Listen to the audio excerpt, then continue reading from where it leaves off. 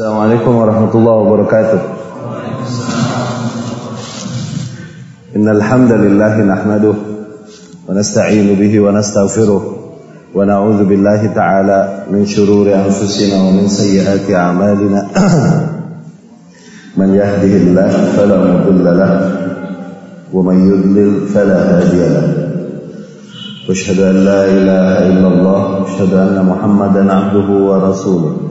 أما بعد يا أيها الناس اتقوا ربكم الذي خلقكم من نفس واحدة وخلق منها زوجها وبث منهما رجالا كثيرا ونساء واتقوا الله الذي تساءلون به والأرحام إن الله كان عليكم رقيبا يا أيها الذين آمنوا اتقوا الله حق تقاته ولا تموتن إلا وأنتم مسلمون يا أيها الذين آمنوا اتقوا الله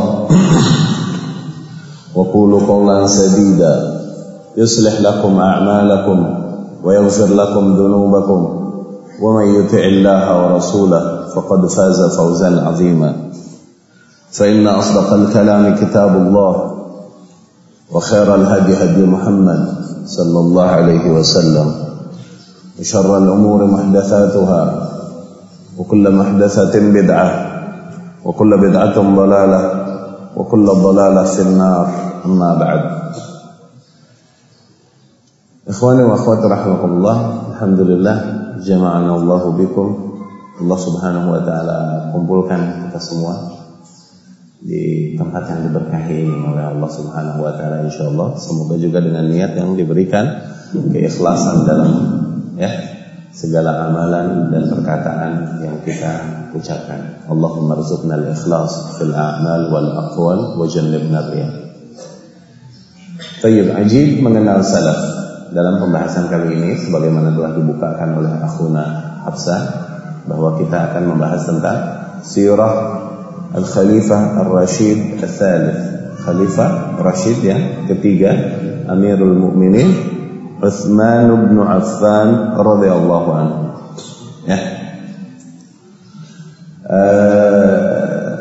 Tentunya waktu yang sangat singkat ini tidak akan cukup membahas tentang orang-orang manusia-manusia yang agung yang Allah Subhanahu wa taala jadikan keberadaan mereka sebagai tanda-tanda kuasanya di atas muka bumi.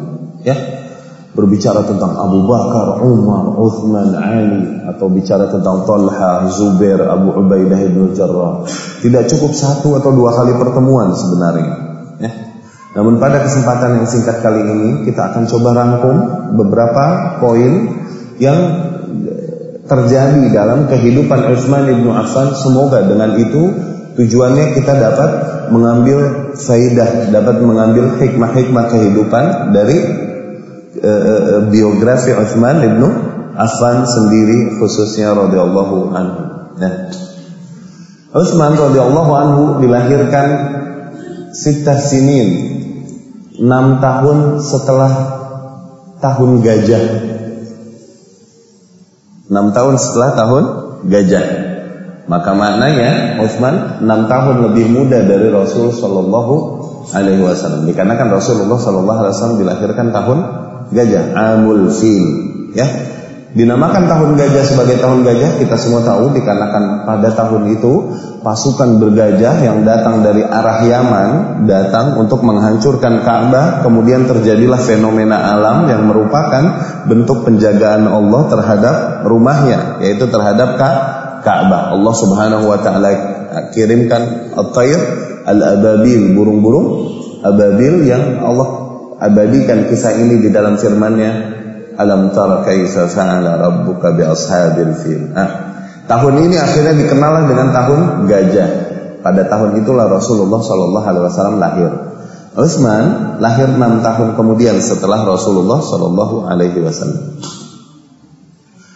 Kemudian Utsman bin Affan memang terkenal sebagai orang yang sangat menjaga muru'ah, sangat menjaga harga diri, akhlak yang baik, kemudian memiliki rasa malu yang sangat besar.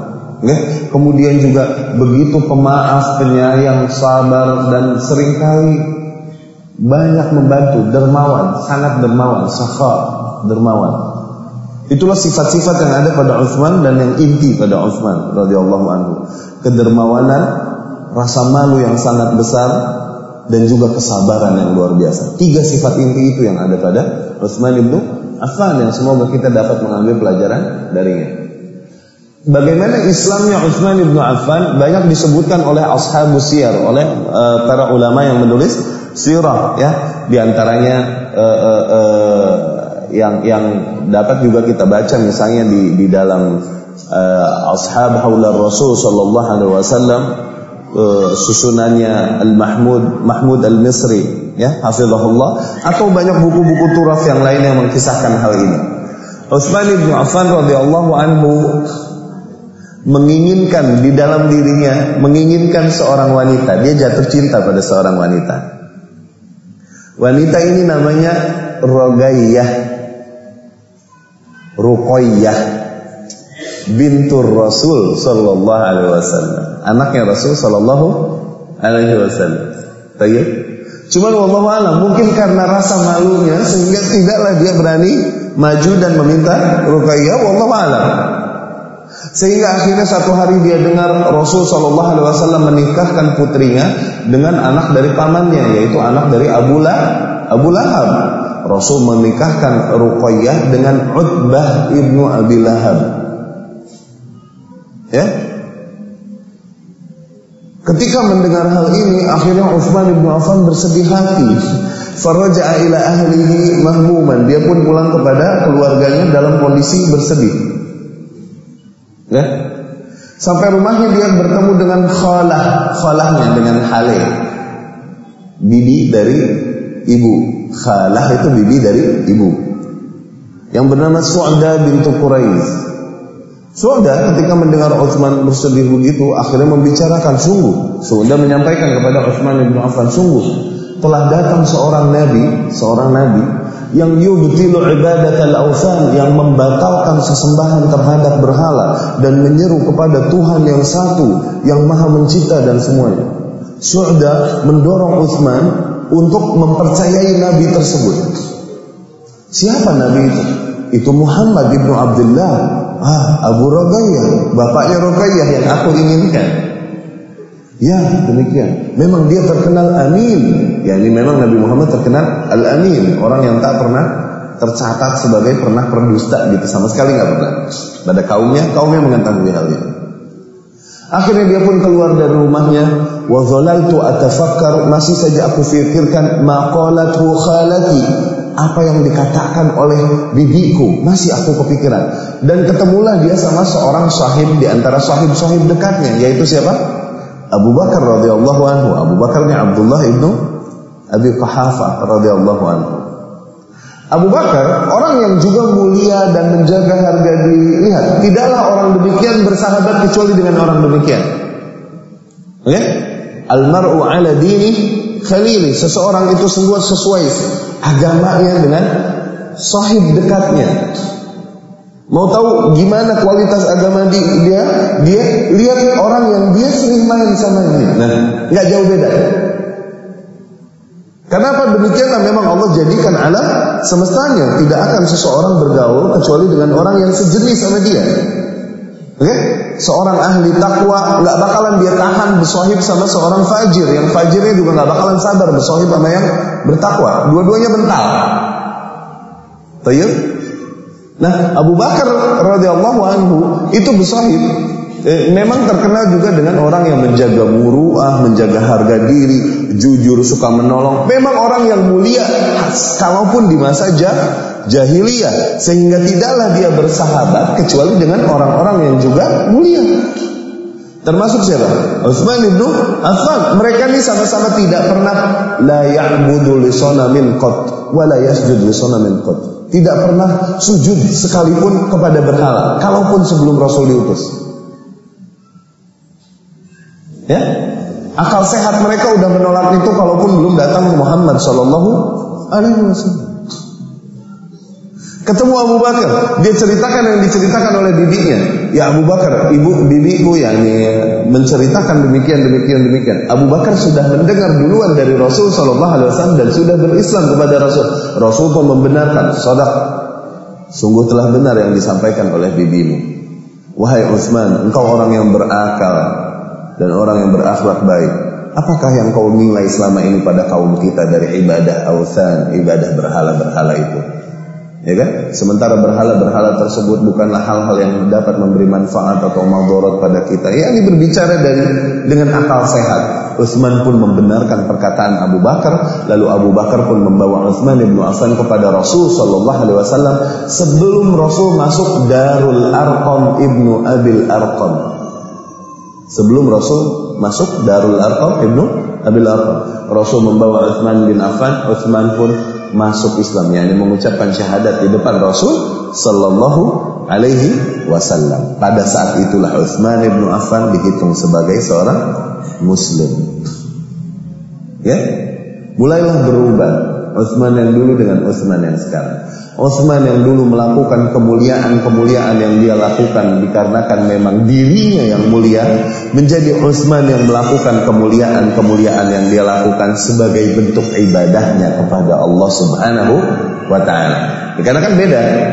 Ada orang yang sabar tapi dia tidak dapat pahala sabar. Ada orang yang bersabar tapi dia tidak dapat pahala sabar. Kenapa? Karena emang dia diciptakan orangnya sabar, tapi dia tidak meniatkan itu lillahi ta'ala. Emang orangnya dikeplakin diam aja nggak balas. Ih, dia mah sabar ya, belum tentu jadi pahala. Kenapa emang? Karena emang dikeplakin diam aja. Dia bukan bersabar karena lillahi ta'ala. Awas.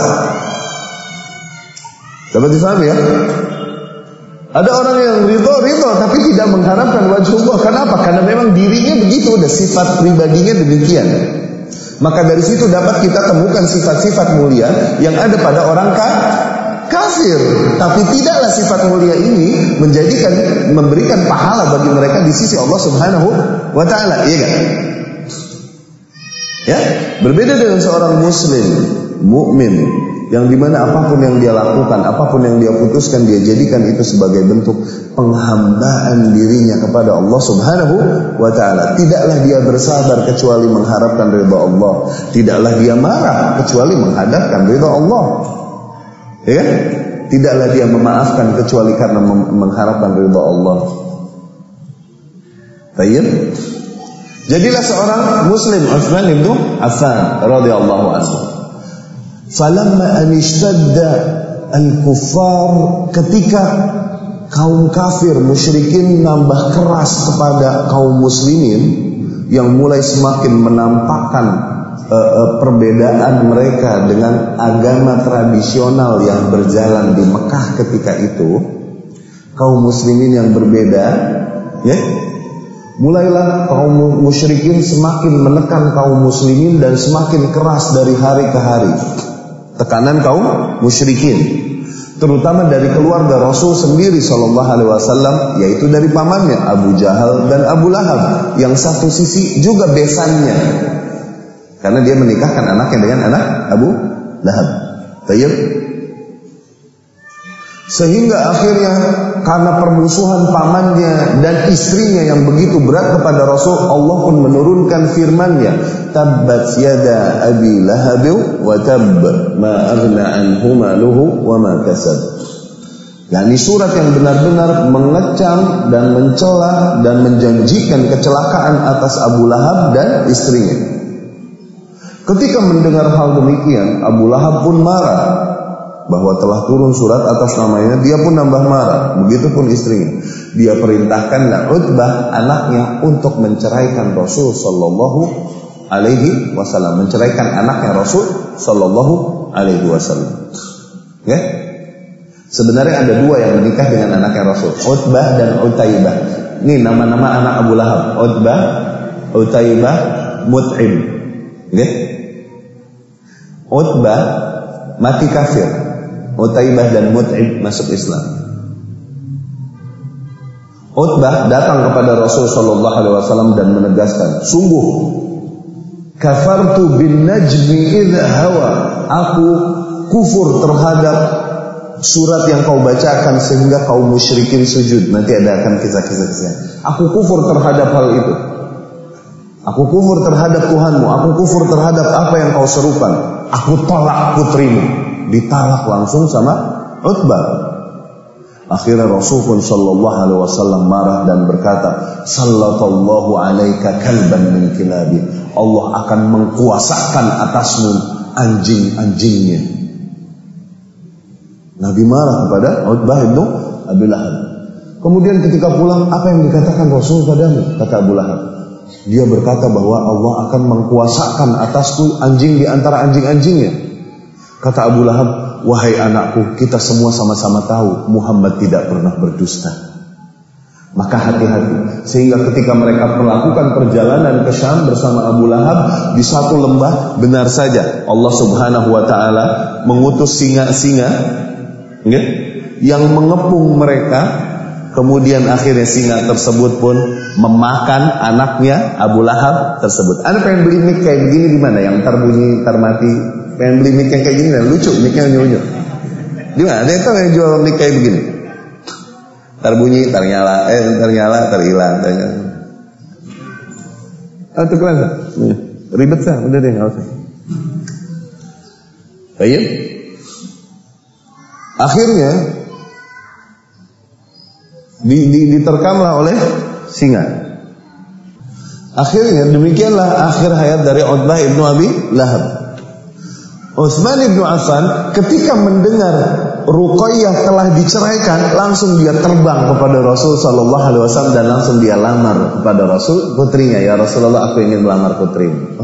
Akhirnya dinikahkanlah oleh Rasul sallallahu alaihi wasallam kepada Ruqayyah, wa zaffat biha ummul mu'minin Khadijah, dan dirayakanlah pernikahan itu oleh ummul mu'minin Khadijah radhiyallahu anha. Ya, akhirnya mereka menikah dan dikatakan mereka lah pengantin terbaik di bangsa Arab. Ruqayyah dan Ruqayyah dan Utsman ibnu Affan radhiyallahu anhu. Sehingga terus keras, makin keras tekanan kaum musyrikin, sampailah tahun ke-6 kenabian, tahun ke-6 nubuwah, tahun kenabian, awas, bukan tahun hijriyah, bukan tahun masehi, tapi tahun kenabian, yakni 6 tahun setelah turunnya wahyu. Nabi turun wahyu umur berapa? 40. 6 tahun setelahnya berarti 46 gitu. Ya. Kalau membaca sirah Rasul kan gitu, 1 0 sampai 40 sebelum Nabi. 40 jadi Nabi. Kalau kita mau petakan gitu, 13 tahun di Mekah dakwah. 53 tahun, 10 tahun di Madinah, 63 tahun Nabi SAW meninggal. Demikian kan? Nah, di tahun ke-6 kenabian, ke-5 atau ke-6 kenabian, mulailah Allah Subhanahu wa taala mengizinkan kaum muslimin untuk berhijrah dari negeri musyrik tersebut, negeri Mekah ketika itu yang masih negeri musyrik. Untuk menyelamatkan agama mereka dan jiwa mereka, diizinkanlah kaum muslimin untuk berhijrah ke Habasyah. Dikarenakan Rasul sallallahu alaihi wasallam mendengar di Habsyah ada seorang raja yang sangat adil, yang la yuzlamu indahu ahad, yang tidaklah dizalimi seorang pun yang berada di bawah kekuasaannya. Raja tersebut adalah seorang kitabi, seorang ahli kitab Nasrani, ya, ala dini Isa alaihi salam, yang berada meyakini agama Isa alaihi salam. Berangkatlah mulai kloter pertama hijrah ke Habasyah, mesti meninggalkan kampung halamannya. Utsman bin Affan radhiyallahu anhu, orang yang dihormati di kaumnya, orang yang diagungkan di kaumnya, orang yang memiliki harta yang banyak, sehingga mesti meninggalkan itu semua farran bidini, demi menyelamatkan agamanya. Pergilah Utsman bin Affan bersama kaum muslimin. Kloter keberangkatan pertama ini 16 orang, 12 lelaki dan 4 wanita. 12 lelaki dan 4 wanita. Nah, pemimpin perjalanan pada saat itu Utsman bin Affan radhiyallahu anhu dan istrinya Ruqayyah. Kemudian Rasul sallallahu alaihi wasallam pun bersabda di hak mereka, innahuma la awwalu baitin hajara fi sabilillah ba'da Ibrahim wa Lut alaihi wassalam. Sesungguhnya mereka berdua adalah rumah pertama yang hijrah di jalan Allah setelah Ibrahim dan Lut alaihi salam. Ya salam. Ibrahim hijrah dari mana? Dari kampungnya di mana? Irak, Ur. Babylon. Pindah bersama istrinya siapa? Sarah. Begitupun Lut meninggalkan kaum yang berbuat kezaliman. Kemudian Utsman dan istrinya Ruqayyah. Ya? Nah, ketika di Habasyah terdapat sebuah kejadian yang benar-benar ajib luar biasa, sehingga mereka salah paham. Kaum muslimin yang berada di Habasyah dan mendapatkan ketenangan, keadilan di sana, mereka salah paham. Mereka mengira bahwa kaum musyrikin di Mekah udah pada masuk Islam. Salah, beritanya nyampe kepada mereka begini. Kenapa bisa sampai berita demikian kepada mereka? Begini. Hal ini diceritakan juga oleh diriwayatkan juga oleh Imam Bukhari rahimahullah mukhtasaran dengan singkat dengan sanadnya dari Abdullah ibnu Mas'ud radhiyallahu anhu. Ya? Di mana di tahun ke-6 tersebut Nabi SAW suatu hari keluar dari rumahnya dan menuju Ka'bah mau sholat. Baik, mau menuju Ka'bah. Dan di Ka'bah tersebut terdapat pembesar-pembesar kaum musyrikin, pentolan-pentolan kaum musyrikin, sonadid al-musyrikin di situ. Abu Lahab and the gang, Abu Jahal and the gang, iya enggak? Al-Walid ibn al-Mughirah, bapaknya Khalid ibn al-Walid, Uqbah ibn Mu'aid yang mencekik Rasul sallallahu alaihi wasallam dan lain-lain banyak di situ pada ngumpul. Ya? Kan pada majelisnya di situ tuh, nongkrongnya di dekat Ka'bah. Rasul pun melewati mereka dan mereka pun memperhatikan Rasul dan kemudian Rasul pun tak peduli. Rasul pun sholat langsung di depan Ka'bah. Kejadian ini di bulan Ramadan, seperti kita sekarang. Tapi dulu belum diwajibkan Ramadan, puasa diwajibkan tahun kedua Hijriah baru diwajibkan. Baik. Kemudian Rasulullah SAW sholat dan membaca iftataha bi surah An-Najm. Rasul membuka dengan surah An-Najm. Rasul membaca wan najmi idza hawa ma dhalla sahibukum wa ma ghawa wa ma yantiqu 'anil hawa in huwa illa wahyu yuha 'allamahu shadidul quwa. Wan najmi idza hawa ma dhalla sahibukum wa ma ghawa. Sungguh sahib kalian yakni Muhammad tidaklah dia tersesat dan tidak juga dia gila atau kesurupan sebagaimana yang kalian tuduhkan. Wa ma yantiqu 'anil hawa, tidaklah dia berbicara berdasarkan hawa nafsunya. In huwa illa wahyu yuha, yang disampaikan selalu saja wahyu yang datang padanya.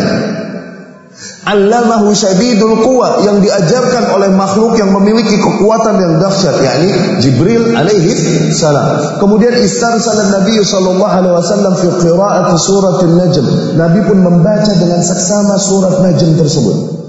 Kaum musyrikin biasanya enggak mau dengar kalau Nabi baca Al-Quran dan mereka saling menasihati untuk awas jangan dengar Muhammad baca Quran, nanti kalian teler. Nanti kalian terlena, terpesona. Allah mengisahkan perkataan mereka ini dalam firman-Nya, "La tasma'u li hadzal Qur'an wa alghaw fihi la'allakum taghlibun." Jangan kau dengar Al-Quran itu dan alghaw fihi, dan palingkanlah perhatianmu darinya, main-mainlah. Takutnya kalian nanti terlena mendengar bacaan Muhammad dan apa yang disampaikan oleh Allah di dalam Al-Quran. Namun pada saat itu qadarullah mereka semua mendengar bacaan Muhammad sallallahu alaihi wasallam dan Muhammad membaca surah An-Najm. Dan kemudian terus Nabi Muhammad membaca surat Najm. Masuklah tentang kisah-kisah yang Allah sebutkan tentang kaum-kaum yang berlalu yang Allah hancurkan sebesar apapun, sekuat apapun kaum tersebut, semaju apapun. Namun ketika kekufuran, kesyirikan terjadi pada mereka dan penentangan terhadap nabi-nabi dan rasul mereka, akhirnya Allah pun hancurkan mereka. Allah kisahkan di surat itu tentang Ad, Thamud, kaumnya Nuh. Allah hancurkan semuanya. Sehingga ketika Nabi SAW sampai di akhir surat, Rasul pun meneruskan pembacaannya. Azifatil azifah, sungguh telah dekat waktu kiamat. Laisa laha min dunillahi kashifah, sungguh tidak ada yang dapat memberikan keselamatan pada saat itu kecuali hanya Allah. Afa min hadzal hadithi ta'jabun, apakah kalian kemudian kagum dengan berita ini? yakni kaget mendengar berita-berita ini yang Allah sampaikan tentang kaum-kaum terdahulu yang Allah hancurkan dikarenakan penentangan mereka terhadap nabi dan rasul yang Allah utus. Apakah kalian kagum kemudian terhadap berita-berita ini? Wa tabhakuna wa la tabkun, masihkah kalian bisa menangis dan masihkah kalian tertawa dan tidak menangis? Wa antum samidun, masihkah kalian lengah-lengah? Fasjudu lillahi fa'budu, maka sujudlah kalian kepada Allah dan ibadahilah hanya Allah Subhanahu wa taala. Itu ujungnya ayat sajdah kan? Oke? Fakharran nabiyyu sajidan, Nabi pun langsung sallallahu alaihi wasallam sujud. Kemudian kaum muslimin yang melihat sujud, kaum musyrikin pun langsung kharru sajidan, langsung nyungsep sujud. Lam yatamalak anfusahum, they can't help it, mereka enggak bisa menahan dirinya. Sehingga mereka pun sujud di belakang Muhammad sallallahu alaihi wasallam. In syi'ta faqul, kalau kau mau katakan sad'a jalalul Qur'ani inadal kufr wa kibriya'u syirk fi qulubihim ila haddin lam yatamallaqu anfusahum.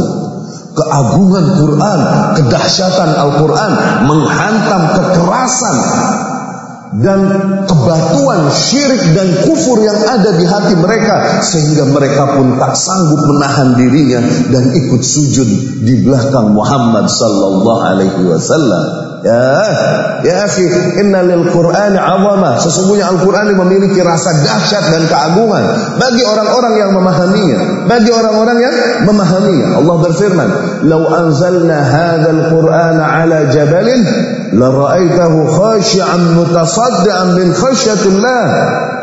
Apabila kami turunkan Al-Quran ini di atas sebuah gunung batu, niscaya kau akan lihat gunung tersebut bergetar, tunduk, takut kepada Allah Subhanahu wa ta'ala. Ya, gunung batu.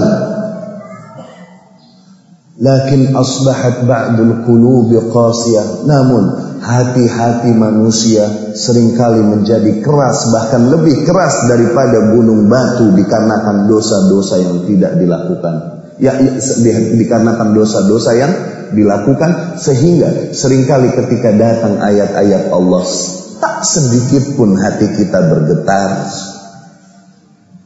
Tapi lihat ketika Allah kehendaki keagungan Al-Quran untuk menghantam hati, bahkan kaum musyrikin mereka pun ikut sujud di belakang Rasulullah sallallahu alaihi wasallam. Mereka sujud. Wa ba'da hin, after a while, setelah beberapa lama, mereka pun bangkit dari sujudnya.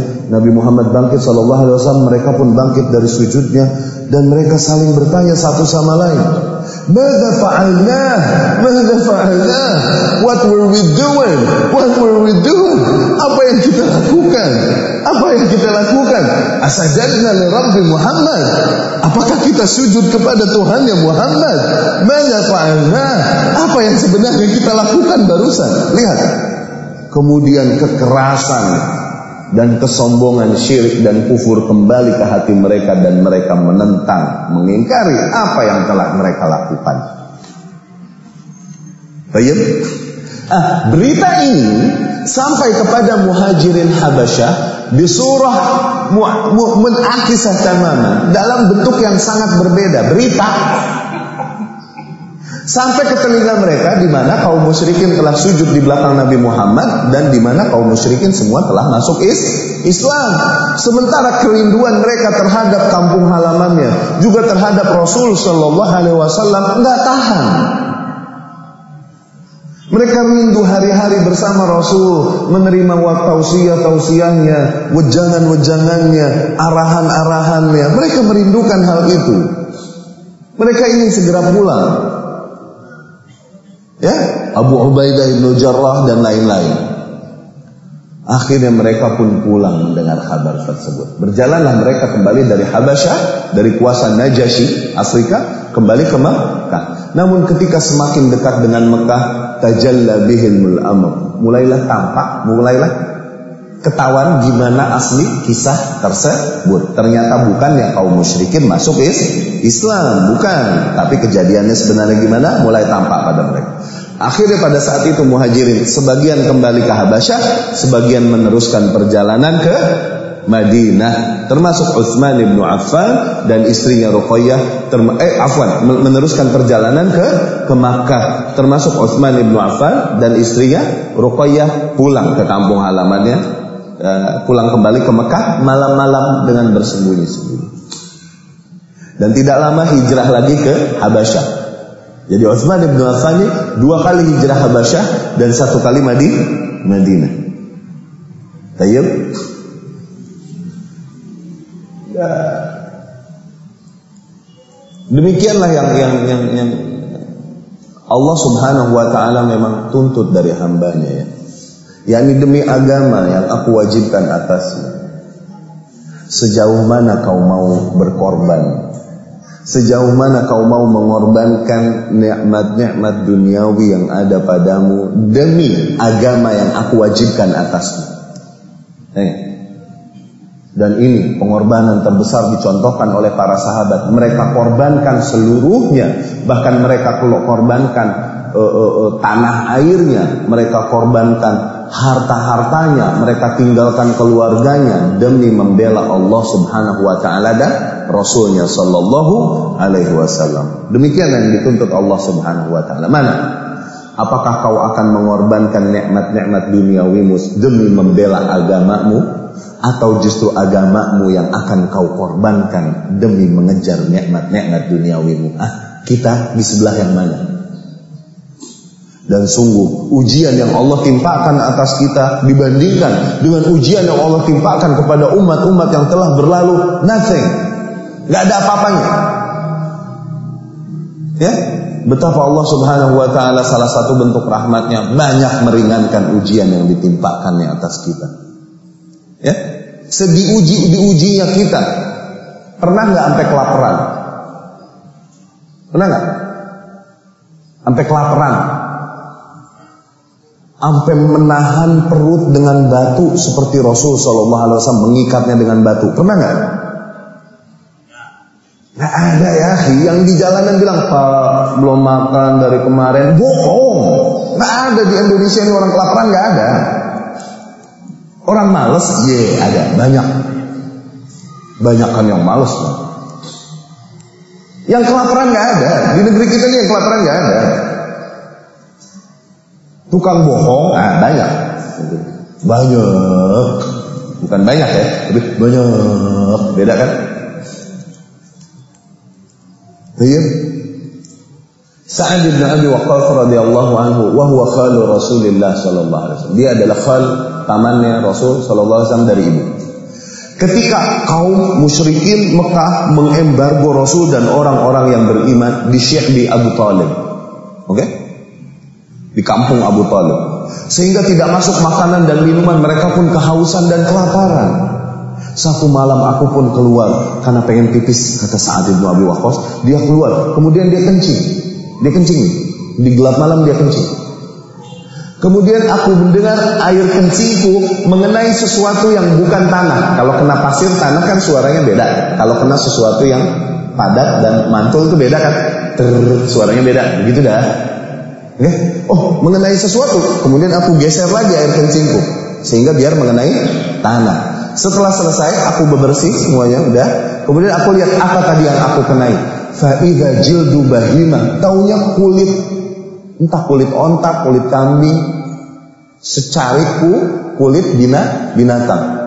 Wah, dia cuci, dia bersihin, dia ini terus dia bakar, kira-kira udah harum matang. Fastafaftu hastifafa. Aku telan langsung. Tuh, begitu, belain Rasul. Segitu tuh. Pernah dengar kan? Bacanya komik sama koran, mana pernah dengar nggak baca sirah? Paling keren bacanya koran, paling intelek bacanya koran, boro-boro baca sirah. Ya, kembali ke kisah kita tentang Utsman bin Affan radhiyallahu anhu. Mulailah Nabi SAW hijrah ke Madinah bersama para sahabatnya. Ya, Utsman bin Affan radhiyallahu anhu, sebagaimana kita katakan tadi, sifat yang paling menonjol padanya adalah kedermawanan dan rasa malu yang besar. Ya, satu hari Rasul SAW masuk kepada rumahnya Ruqayyah radhiyallahu anha. Diriwayatkan oleh Imam Tabrani radhiyallahu anhu dan para perawinya thiqat dengan sanadnya dari Abdurrahman ibnu Utsman al-Qurashi radhiyallahu anhu. Dia berkata, suatu hari Rasulullah sallallahu alaihi wasallam masuk ke rumah anaknya, putrinya Ruqayyah, dan Ruqayyah pada saat itu sedang mencuci rambutnya Utsman. Kemudian Rasul pun berkata kepada Ruqayyah ini, kepada anaknya, kepada putrinya, "Ya Bunayyah, ahsini ila Abi Abdullah, fa innahu ashbahu ashabiya bi khuluqan." Wahai anakku, wahai putriku, layanilah Abu Abdullah, yakni Utsman bin Affan. Layanilah Utsman bin Affan dengan baik. Sesungguhnya dia adalah sahabatku yang paling mirip akhlaknya denganku. Ya, udah cukup rekomendasi yang besar dari Rasul sallallahu alaihi wasallam. Dan bahkan ikhwani rahimakumullah, diriwayatkan Imam Bukhari dan Muslim rahimahumullah, dengan sanadnya dari Ummul Mukminin As-Siddiqah bintu Siddiq Aisyah bintu Abi Bakar radhiyallahu anha. Aisyah bintu Abi Bakar bercerita, satu hari Rasul sallallahu alaihi wasallam sedang di rumah, yattaki, lagi duduk nyender, ila an kashafa rijlaihi ubal wa fakhidaihi, sehingga tampaklah betis dan paha Rasul sallallahu alaihi wasallam, lagi duduk-duduk selonjoran santai. Fasallama alaihi Abu Bakar fa'adzina lahu fadakhala Abu Bakar wa kallamahu thumma ansaraf wa huwa ala hayati. Abu Bakar pun salam, masuk ngobrol bersama Rasul, udah kelar terus pulang Abu Bakar. Rasul pun masih dengan kondisinya masih santai. Fasallama alaihi Umar, kemudian Umar pun masuk kemudian ngobrol, kemudian pergi Umar wa huwa ala hayati, masih santai Rasul dengan kondisinya seperti itu, selonjoran, klebar-klebar. Fasallama alaihi Utsman pun salam mau masuk. I'tadal wa sawwa thiyaba. Rasul pun duduk rapi dan merapikan bajunya. Fa'adzinalah. Kemudian Rasul pun mengizinkan Utsman untuk masuk. Wa kallamahu. Kemudian Utsman berbicara padanya, enggak lama pergi. Ya? Ummul Mukminin Aisyah, tidak ada satu kejadian pun pada Rasul kecuali pasti ditanyakan. Karena kecerdasannya yang luar biasa, Allah takdirkan dia untuk menemani Rasul. Supaya apa? Supaya ada wanita cerdas yang meriwayatkan dalamannya Rasul sallallahu alaihi wasallam yang tidak terlihat oleh sahabat di luar. Ummul Mukminin Aisyah berkata, "Ya Rasulullah, istadzana 'alaika Abu Bakar wa Umar." Abu Bakar, Umar izin padamu dan kau masih dalam kondisi ini, santai-santai aja. Tapi ketika Utsman yang masuk, kenapa kau kemudian merapikan dudukmu, merapikan bajumu demikian? Maka Rasul pun sallallahu alaihi wasallam menjawab, "Ya Aisyah, ala astahyi min rajulin tastahyi minhul malaikah." Wahai Aisyah, tidakkah aku malu kepada seseorang yang para malaikat pun malu darinya? Ya, ajib. Di sanad lain Rasul sallallahu alaihi wasallam bersabda, "Ya Aisyah, inna Utsman rajulun hayy." Wahai Aisyah, Utsman ini orang yang sangat pemalu. Aku takut kalau aku dalam kondisi tadi, Utsman masuk terus dia malu ngelihat aku begitu, akhirnya pergi, enggak jadi menyampaikan hajatnya. Kenapa? Dia pemalu. Berbeda dengan Abu Bakar dan Umar yang lain. Bukan berarti yang lain enggak tahu malu, awas. Memahaminya tidak demikian. Syaitan lari dari Umar, bukan berarti yang lain berarti sahiban sama syaitan. La, ente itu. Bukan berarti yang lain juga nggak tahu malu, nggak begitu memahami. Awas, ya. Utsman sangat pemalu. Kemudian Rasul baru mengatakan, "Ya Aisyah, wahai Aisyah, ala astahyi min rajulin tastahyi minhul malaikah." Tidakkah aku malu pada seseorang yang para malaikat pun malu darinya? Ya, Utsman bin Affan radhiyallahu anhu. Kemudian Rasulullah sallallahu alaihi wasallam melewati hari demi hari bersama Utsman bin Affan, dan sebagaimana para sahabat, tidaklah lewat satu hari pun kecuali wa ta'allama bina Rasul sallallahu alaihi wasallam, kecuali mereka mengambil pelajaran dari Rasul sallallahu alaihi wasallam, mengambil Quran, mengambil sunnah, mengambil hikmah-hikmah kehidupan dari petunjuk-petunjuk dan wejangan-wejangan Rasul sallallahu alaihi wasallam. Kemudian kehidupan setiap manusia ini sudah ditakdirkan oleh Allah Subhanahu wa taala. Semuanya masih manusia gitu.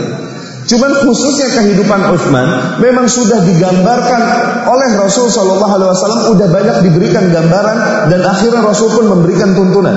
Utsman kau akan begini, Utsman kau akan begini, Utsman kau akan begini, begitu. Tidak merubah takdir, tidak. Namun Rasul Shallallahu Alaihi Wasallam diberikan kelebihan info tentang hal ini dan diberitahukan kepada Utsman supaya Utsman menyikapinya dengan tepat. Ya? Jadi kehidupan Utsman sejak sampai meninggalnya pun sudah digambarkan oleh Rasul Shallallahu Alaihi Wasallam dengan detail. Ya, seperti misalnya yang diriwayatkan oleh Al-Imam Muslim rahimahullah dari Abu Musa Al-Asy'ari radhiyallahu anhu. Abu Musa Al-Asy'ari satu hari keluar rumah, tawadda'tu fi baiti, aku wudu di rumahku, kemudian aku keluar rumah dan aku berkata dalam diriku, la alzimanna al-yawma Rasulullah sallallahu alaihi wasallam. Hari ini aku akan bermulazamah bersama Rasul full. Aku mau tempel Rasul terus sallallahu alaihi wasallam. Ajib nggak? Anda ngebayangin ya Allah hidup di zaman yang di situ utusan Allah hidup. Ajib gak? Hidup di zaman sekampung sama seseorang yang dia utusan Allah. Ajib gak? Akhirnya Abu Musa Al-Asy'ari keluar rumah dan berkata, la azimanna al-yawma Rasulullah sallallahu alaihi wasallam. Hari ini aku mau mulazamah, aku mau tempel terus Rasul sallallahu alaihi wasallam. Fakharajtu wattaba'tu athara, aku pun keluar rumah, aku ikutin jejaknya Rasul, ketemu Rasul aku ikutin hatta ila an dakhala bi'r Aris, sehingga Rasul pun masuk sumur yang namanya sumur Aris. Yani sumur ada temboknya di dalam sumur seperti kamar mandi umum gitu. Orang biasa masuk untuk membasuh apa yang itu. Rasul pun masuk ke situ. Ada temboknya, ada pintunya. Nggih? Kemudian salamtu alaihi, aku pun salam, ya Rasulullah, aku mau jaga engkau di depan pintu. Yani la akunanna bawaba Rasulullah sallallahu alaihi wasallam. Aku mau menjadi bawabnya, satpamnya Rasul sallallahu alaihi wasallam. Ya salam ala Abi Musa Al-Asy'ari. Syaraf. This is an honor. Ya. Aku jadi satpamnya Rasul sallallahu alaihi wasallam. Rasul pun masuk sumur, kemudian kasyafa an rijlaihi wa saqaihi, Rasul pun membuka kaki dan betisnya, kemudian duduk di pinggir sumur dan mencelupkan kakinya ke dalam sumur. Ngadem. Bahasa kita ngadem. Nggak? Aku pun di luar nungguin Rasul sallallahu alaihi wasallam, jadi satpamnya Rasul sallallahu alaihi wasallam. Datanglah Abu Bakar mau masuk ketemu Rasul. Aku pun berkata, tunggu hatta astadzina laka Rasulullah sallallahu alaihi wasallam. Aku izin dulu sama Rasul. Aku pun masuk, ya Rasulullah, istadzana alaika Abu Bakar. Ya Rasulullah, Abu Bakar minta izin bagimu mau masuk sini. Rasul lihat jawaban Rasul, wa huwa alladzi la yantiqu 'anil hawa. Rasul bilang apa? Idzan lahu wa basyirhu bil jannah. Ya, izinkan bagi dia, suruh dia masuk dan berikan kabar gembira bagi dia bahwa dia masuk surga. Ya, ajib. Akhirnya Abu Musa pun keluar, adzina laka Rasulullah sallallahu alaihi wasallam wa basyaraka bil jannah. Rasul telah mengizinkanmu dan menyampaikanmu berita baik, yaitu apa? Surga untukmu. Ya. Abu Bakar pun masuk, kemudian melihat Rasul demikian, jalasa an yamini. Abu Bakar duduk di samping kanannya, dia buka kakinya dan betisnya, kemudian duduk dan dia celupkan kakinya bersama Rasul sallallahu alaihi wasallam seperti Rasul sallallahu alaihi wasallam. Ittiba fi kulli syai. Ittiba dalam segala hal. Nggak lama Umar datang, biasa Abu Bakar Umar. Siapa lagi? Kata Abu Musa Al-Asy'ari, tunggu, ana minta izin dulu sama Rasul. Ya Rasulullah, Umar yasta'dzin lak. Umar minta izin mau masuk. Kemudian Rasul bilang, "Idzan lahu wa basyirhu bil jannah." Izinkan untuknya masuk dan sampaikan kepada dia berita gembira surga untuknya. Ya. Kemudian Abu Musa pun keluar dan berkata, "Adzina laka Rasulullah sallallahu alaihi wasallam wa basyaraka bil jannah." Masuklah Umar. Kemudian dia duduk di samping kirinya Rasul sallallahu alaihi wasallam, dia buka kakinya dan dia celupin ke sumur seperti Rasul sallallahu alaihi wasallam. Ittiba' fi kulli syai'in. Ittiba'. Tanpa tapi halah. Ittiba' fi kulli syai'. Oke?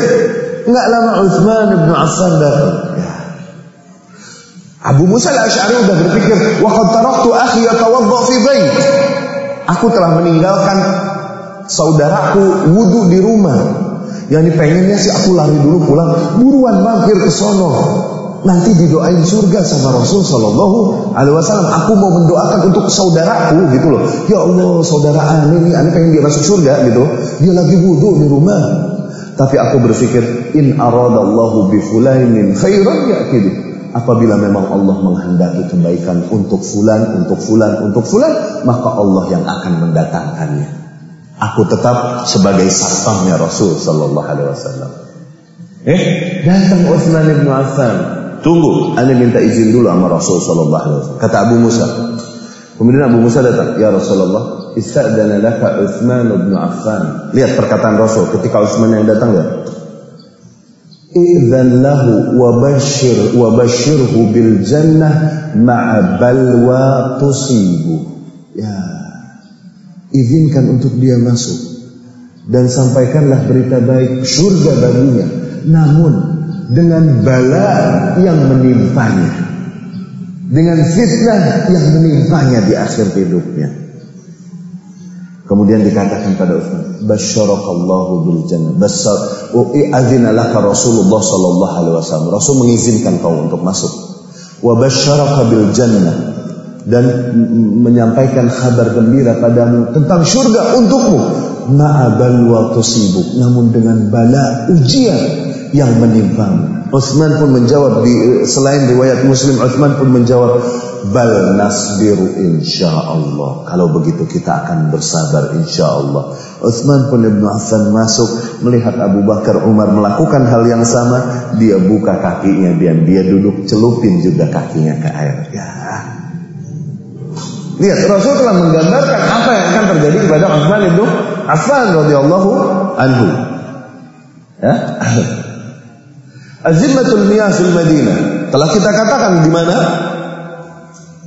salah satu ciri khas yang ada pada Utsman adalah kedermawanan yang luar biasa. Ya, dan banyak buktinya. Di antara kasus-kasus itu adalah di mana kaum muslimin di suatu masa benar-benar tidak mendapatkan air jernih di Madinah. Tidak mendapatkan air jernih di Madinah. Tidak ada air jernih, sehingga mereka semua mengadu kepada Rasul sallallahu alaihi wasallam. Sementara air jernih cuma ada di satu sumur. Sumur ini namanya Bi'ru Rumah. Sumur Rumah. Yang punya Yahudi. Yang punya di sumur Yahudi. Tahu Yahudi kan? Tahu Yahudi kan? Kecoa, tahu kan? Yahudi bersama. Yang punya ini Yahudi.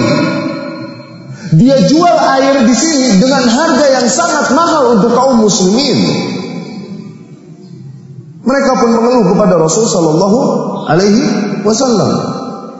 Akhirnya Rasul pun berkata, "Ya, andai saja ada kaum muslimin yang mau membeli sumur itu dari Yahudi dan memberikannya untuk kaum muslimin.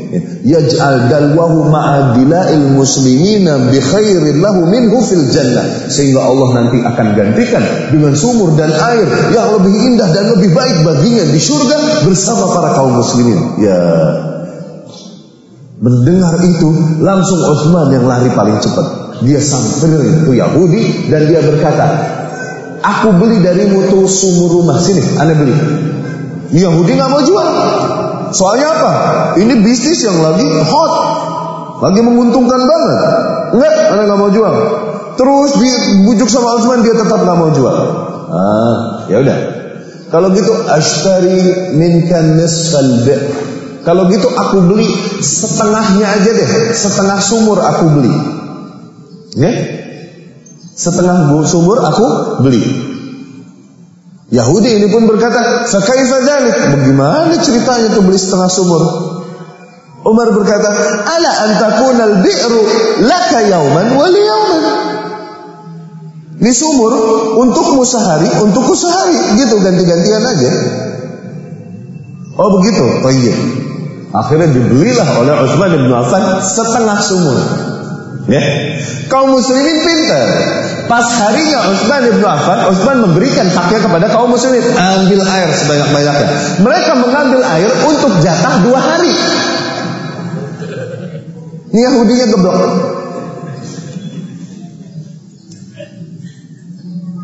Utsman bilang ambil, kaum muslimin ambil, gratis. Akhirnya kasih dan tijarah tuh, bisnisnya berantakan, tekor, hancur, nggak lagi menghasilkan. Dia tepok jidat. Akhirnya dia sendiri yang datang kepada Utsman dan menawarkan kepada Utsman, aradolahu an-nisfal akhir. Dia tawarkan kepada Utsman, ini setengah lagi ente beli juga dia nih. Syuk. Mengalir pahalanya bagi Utsman bin Affan radhiyallahu anhu. Syuk. Luar biasa. Masih banyak contoh lain. Di antaranya azim mawdi' al-Masjid An-Nabawi. Kaum muslimin banyak yang masuk Islam dari tiap suku. Tiap hari begitu banyak yang berbaiat kepada Rasul sallallahu alaihi wasallam. Dan pada berebutan salat di belakang Rasul sallallahu alaihi wasallam di Masjid Nabawi. Sempit masjid, enggak muat. Sehingga akhirnya banyak yang enggak kebagian dan salat di luar. Rasul pun seperti biasa menawarkan kepada para sahabatnya, man yuwassi' lana masjid Rasulullah sallallahu alaihi wasallam. Siapa yang mau memperluas masjidnya Rasul sallallahu alaihi wasallam? Utsman enggak pakai ngomong apa-apa, langsung bergerak, langsung dia beli tanah yang berdampingan dengan Masjid Nabawi. Ketika itu dibeli sama Utsman, langsung dihibahkan kepada Rasul. Ya Rasul, mau tanahnya udah Anda beli. Luasin masjid deh. Ya. Dan kaum muslimin di sana melakukan sholat. Kebayang nggak ngalir pahalanya? Kebayang nggak ngalir pahalanya? Itu sedekah jariyah satu sisi. Itu juga ilmun yuntafa'u bihi. Contoh yang luar biasa tentang sedekah. Ya, mengalir luar biasa kepada Utsman bin Affan radhiyallahu anhu. Dan di dalam setiap Jumat mesti saja Utsman bin Affan membebaskan seorang budak wanita atau budak lelaki. Setiap Jumat. Kalau udah hari Jumat nih, dia nggak punya budak, dia cari siapa yang punya budak, dia beli, dia bebasin. Setiap Jumat. Allah Subhanahu wa taala berikan kepadanya harta yang berlebih dan dia gunakan semuanya fi sabilillah. Ya. Dan sampailah tahun ke-9 Hijriah. Mulailah kaum muslimin membuat takut tentara-tentara besar di muka bumi, di antaranya Romawi. Mulai kedengeran nama negeri Islam, dan cakarnya. Romawi pun mulai was-was. Romawi yang ketika itu berkuasa sampai ke daerah Syam, Palestina apa dia tuh? Tayyib. Sementara daerah Irak ke sana itu keluasannya Persia.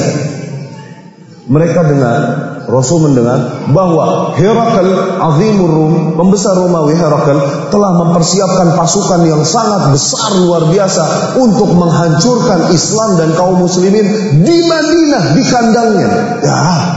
Dan pada saat itu panas, lagi kenceng-kencengnya, kalau kata orang Sunda, kermejehna. Lagi ajib-ajibnya panas. Dan korma sedikit lagi matang, 1, 2 hari, 3 hari lagi matang. Kalau mereka tinggal jihad, nanti busuk jatuh, rusak. Mereka mesti tungguin. Benar-benar diuji kaum muslimin. Lagi nggak punya apa-apa, lagi pacaklik, korma dikit lagi matang, dan lagi panas luar biasa. Dan Rasul menentukan untuk membawa pasukan kaum muslimin ke Tabuk. Pernah dengar Tabuk? Ini jarak yang sangat jauh dan Rasul minta pasukan yang sangat besar. Kenapa? Yang dihadapin Romawi. Benar-benar diuji. Udah lagi panas bener, udah lagi ini dikit lagi matang. Mana yang kau dahulukan? Sehingga beberapa sahabat akhirnya teruji di sana dan terkena fitnah. Cerita yang kita tahu. Sehingga akhirnya beberapa sahabat takhallafa an ghazwah, pergi meninggalkan ghazwah, perang bersama Rasul Sallallahu Alaihi Wasallam. Ini di kisah lain. Adapun kisah Tabuk itu akhirnya Rasulullah Sallallahu Alaihi Wasallam menawarkan kepada kaum muslimin, man yujahiz lana jaishal usrah. Pasukan pada saat itu bahkan dinamakan pasukan usrah, pasukan susah. Kenapa? Emang lagi paceklik, pasukan paceklik. Man yujahiz lana jaishal usrah. Ya, siapa yang mau mempersiapkan pasukan usrah? Ayo, memenuhi seluruh kebutuhannya. Siapa yang mau? Datang Abu Bakar. Paling pertama Abu Bakar radhiyallahu anhu, dia berikan seluruh hartanya. Berapa? Seluruh hartanya. Kemudian Rasul berkata, "Madza tarakta li ahlik?" Apa yang kau sisakan untuk keluargamu? Abu Bakar bilang, "Taraktu lahumullaha wa rasulah." Ya, aku tinggalkan untuk mereka Allah dan Rasulnya. Cukup. Ajib. Umar bawa setengahnya, Abdurrahman ibn Auf, Talha ibn Ubaidillah, Zubair ibn Awam, semua nyumbang. Utsman ibn Affan, dia datang bawa 1000 dinar pakai baju. Dia hampiri Rasul dan dia jatuhkan ke pangkuan Rasul semuanya 1000 dinar. 1000 dinar, berubah. Rasul ja'ala yuqallibuha, dilihat diputar-putar, 1000 dinar nih. Kemudian Rasul berkata, Ma darra Utsmanun ma 'amila ba'da al-yawm. Ma darra Utsmanun ma 'amila ba'da al-yawm. Apapun yang dilakukan Utsman setelah hari ini tidak berefek lagi. Apapun yang dilakukan Utsman setelah hari ini tidak berefek lagi. Maknanya apa? Udah surga udah. Ajib gak? Di sanad lain, kalaupun di sanadnya ada terputus, dikarenakan Imam Tirmidzi meriwayatkan di sanadnya terdapat perawi yang namanya Furqad ibn Abu Talha. Furqad Abu Talha ini layyin, meleng dikit hadisnya, tapi Al-Hafidz Ibnu Hajar rahimahullah mengatakan ini hadis banyak syawahidnya, banyak jalur-jalur yang menguatkannya sehingga tidaklah hadis ini sebuah kedustaan. Di mana Rasul Shallallahu Alaihi Wasallam sa'ida 'alal mimbar, naik ke atas mimbar dan menawarkan kepada para sahabat, siapa yang mau memperlengkap para pasukan usrah, pasukan paceklik ini yang susah. Utsman langsung berdiri. Ana alayya mi'atu ba'irin bi ahlasiha wa aktabiha ya Rasulullah. Aku memberi 100 onta. Dengan apa? Dengan seluruh perlengkapannya. Porsinya, minumnya, minuman-minuman, makanan-makanan yang dibutuhkan. Kemudian juga senjata, tameng dan lain-lain. Tuh, onta lengkap untuk perang ya Rasulullah. 100 dari ana ya Rasulullah. Ya. Kemudian gak lama Rasulullah, siapa yang mau lagi, ayo membantu pasukan usrah. Bangun lagi Utsman bin Affan. Alayya mi'ata ba'ir. Aku ya Rasulullah 200 onta. Tambah lagi 200 onta dengan seluruh perlengkapannya yang ada padanya. Rasul pun menawarkan lagi, siapa lagi yang mau membantu pasukan usrah, pasukan yang lagi paceklik ini.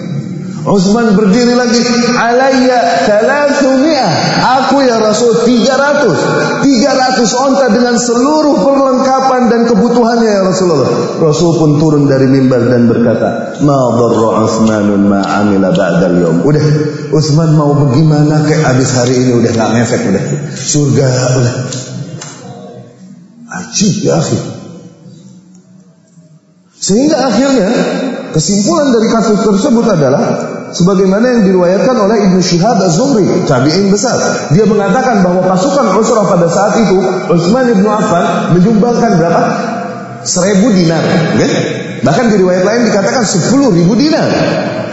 Dari kendaraan-kendaraan dan perlengkapannya dia menyumbangkan 940 onta dengan seluruh perlengkapan dan kebutuhan perang, perjalanan, makanan, minuman dan lain-lain, dan 60 kuda dengan seluruh perlengkapannya total 1000. Masya Allah, yang udah sampai Tabuk, dengerin, udah sampai Tabuk, ternyata ini Romawi nggak jadi nyerang, nggak ada musuh ditunggu-tunggu. Akhirnya kaum muslimin pulang kembali dengan perbekalan yang masih utuh. Tapi jangan pernah kita kira Utsman minta balik. Lah, semuanya fi sabilillah. Emang ente? Dua deh, balikin deh, dua deh.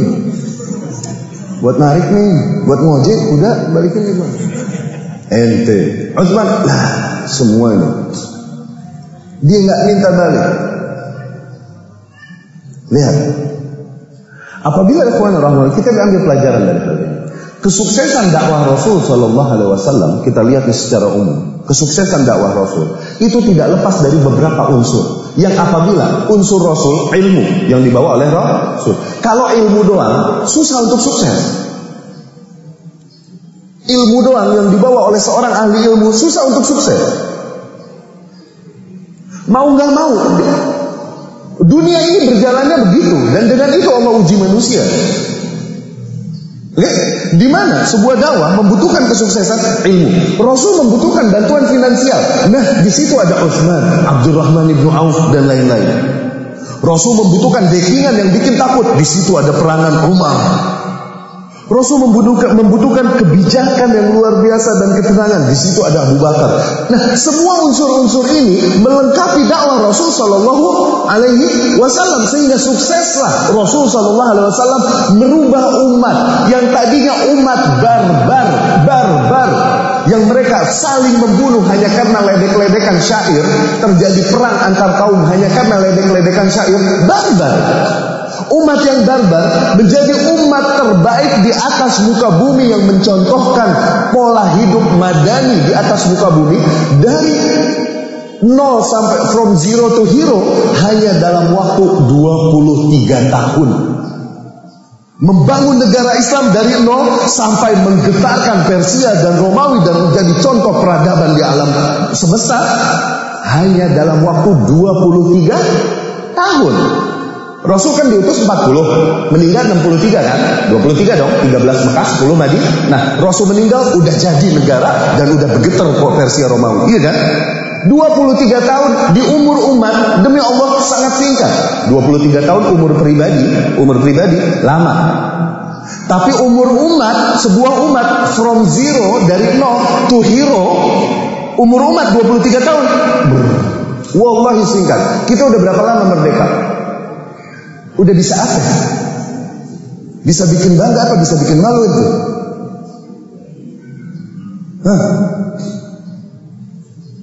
Sebuah kaum yang acara TV yang ratingnya tinggi adalah acara yang dimana ada orang pakai udung-udung, pakai gamis, nangkep setan. Itu yang tinggi. Ini intelektualitas sebuah kaum kayak gitu bagaimana ya? Yang ngomong agama melintir-melintir. Oh, apa tuh TV? Kebayang gak kualitas sebuah kaum dari situ?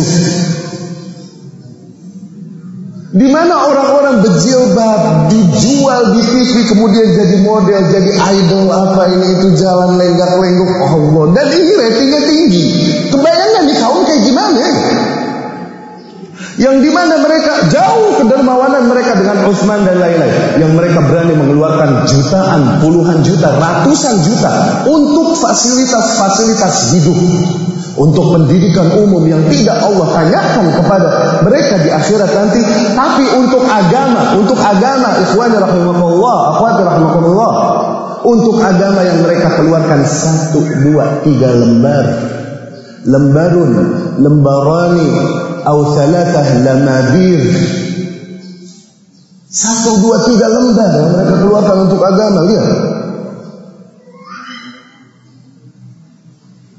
susah untuk mencapai titik ideal seperti Rasul Shallallahu Alaihi Wasallam dan para sahabat. Kesadaran yang tidak ada, sam'an wa ta'ah yang tidak ada, dan masih banyak lagi contoh yang dapat diberikan dari sirah Utsman ibnu Affan radhiyallahu anhu. Tapi berhubung sedikit lagi udah mau azan subuh, jadi kita teruskan. Dan masih banyak kasus-kasus yang terjadi di hidupnya Utsman ibnu Affan radhiyallahu anhu. Baik. Lakin madha al-waqtu sari'an. Rasul sallallahu alaihi wasallam meninggal, naiklah Abu Bakar Siddiq radhiyallahu anhu. Utsman menemaninya dengan Siddiq, dengan Shadiq. Meninggal Abu Bakar wa huwa an Utsman radin, dan dia meridai Utsman. Ya? Kemudian naiklah Umar bin Khattab, Utsman pun menemaninya dengan baik. Meninggallah Umar bin Al-Khattab radhiyallahu anhu wa huwa an Utsman radin, dan dia ridha terhadap Utsman. Kemudian Umar bin Al-Khattab sebelum meninggal ditanya, siapa yang mau kau jadikan sebagai penggantimu? Lihat perkataan Umar. Lau kan Abu Ubaidah hayyan lastakhlaftu. Andai saja Abu Ubaidah masih hidup, niscaya aku tunjuk dia sebagai penggantiku. Ya. Siapa Abu Ubaidah Ibnu Jarrah radhiyallahu anhu? Ini yang akan kita bahas insyaallah hari Selasa di Al-Fatah. Sirah Abu Ubaidah Ibnu Jarrah radhiyallahu anhu. Andai saja Abu Ubaidah Ibnu Jarrah masih hidup, niscaya aku akan pilih dia menjadi penggantiku. Tapi Abu Ubaidah sudah meninggal. Akhirnya Umar menunjuk 7 orang untuk rapat di antara mereka, memilih di antara mereka siapa penggantinya. Ya? Akhirnya Umar pun radhiyallahu anhu meninggal, dan akhirnya di antara orang-orang yang rapat ini pun menentukan Utsman bin Affan yang menggantikan posisi Umar bin Al-Khattab radhiyallahu anhu. Mulailah Utsman bin Affan naik ke tampuk khilafah. Jadilah Utsman bin Affan Khalifah Ar-Rashidah, Amirul Mukminin Utsman bin Affan radhiyallahu anhu. Dia mulai pemerintahannya, kabinetnya dengan apa? Dengan sifat yang menonjol padanya, yaitu apa? Kedermawanan. Wasa'alin nasi atayahum, dia perbesar gaji orang-orang dan banyak bagi-bagi kepada rakyat. Dan Masya Allah, Allah tumpahkan keberkahan ke negeri kaum muslimin memang, sehingga tidaklah berlalu suatu subuh kecuali pasti diumumkan, nanti pagi ambil jatah di Baitul Mal, di masjid kepada kaum muslimin.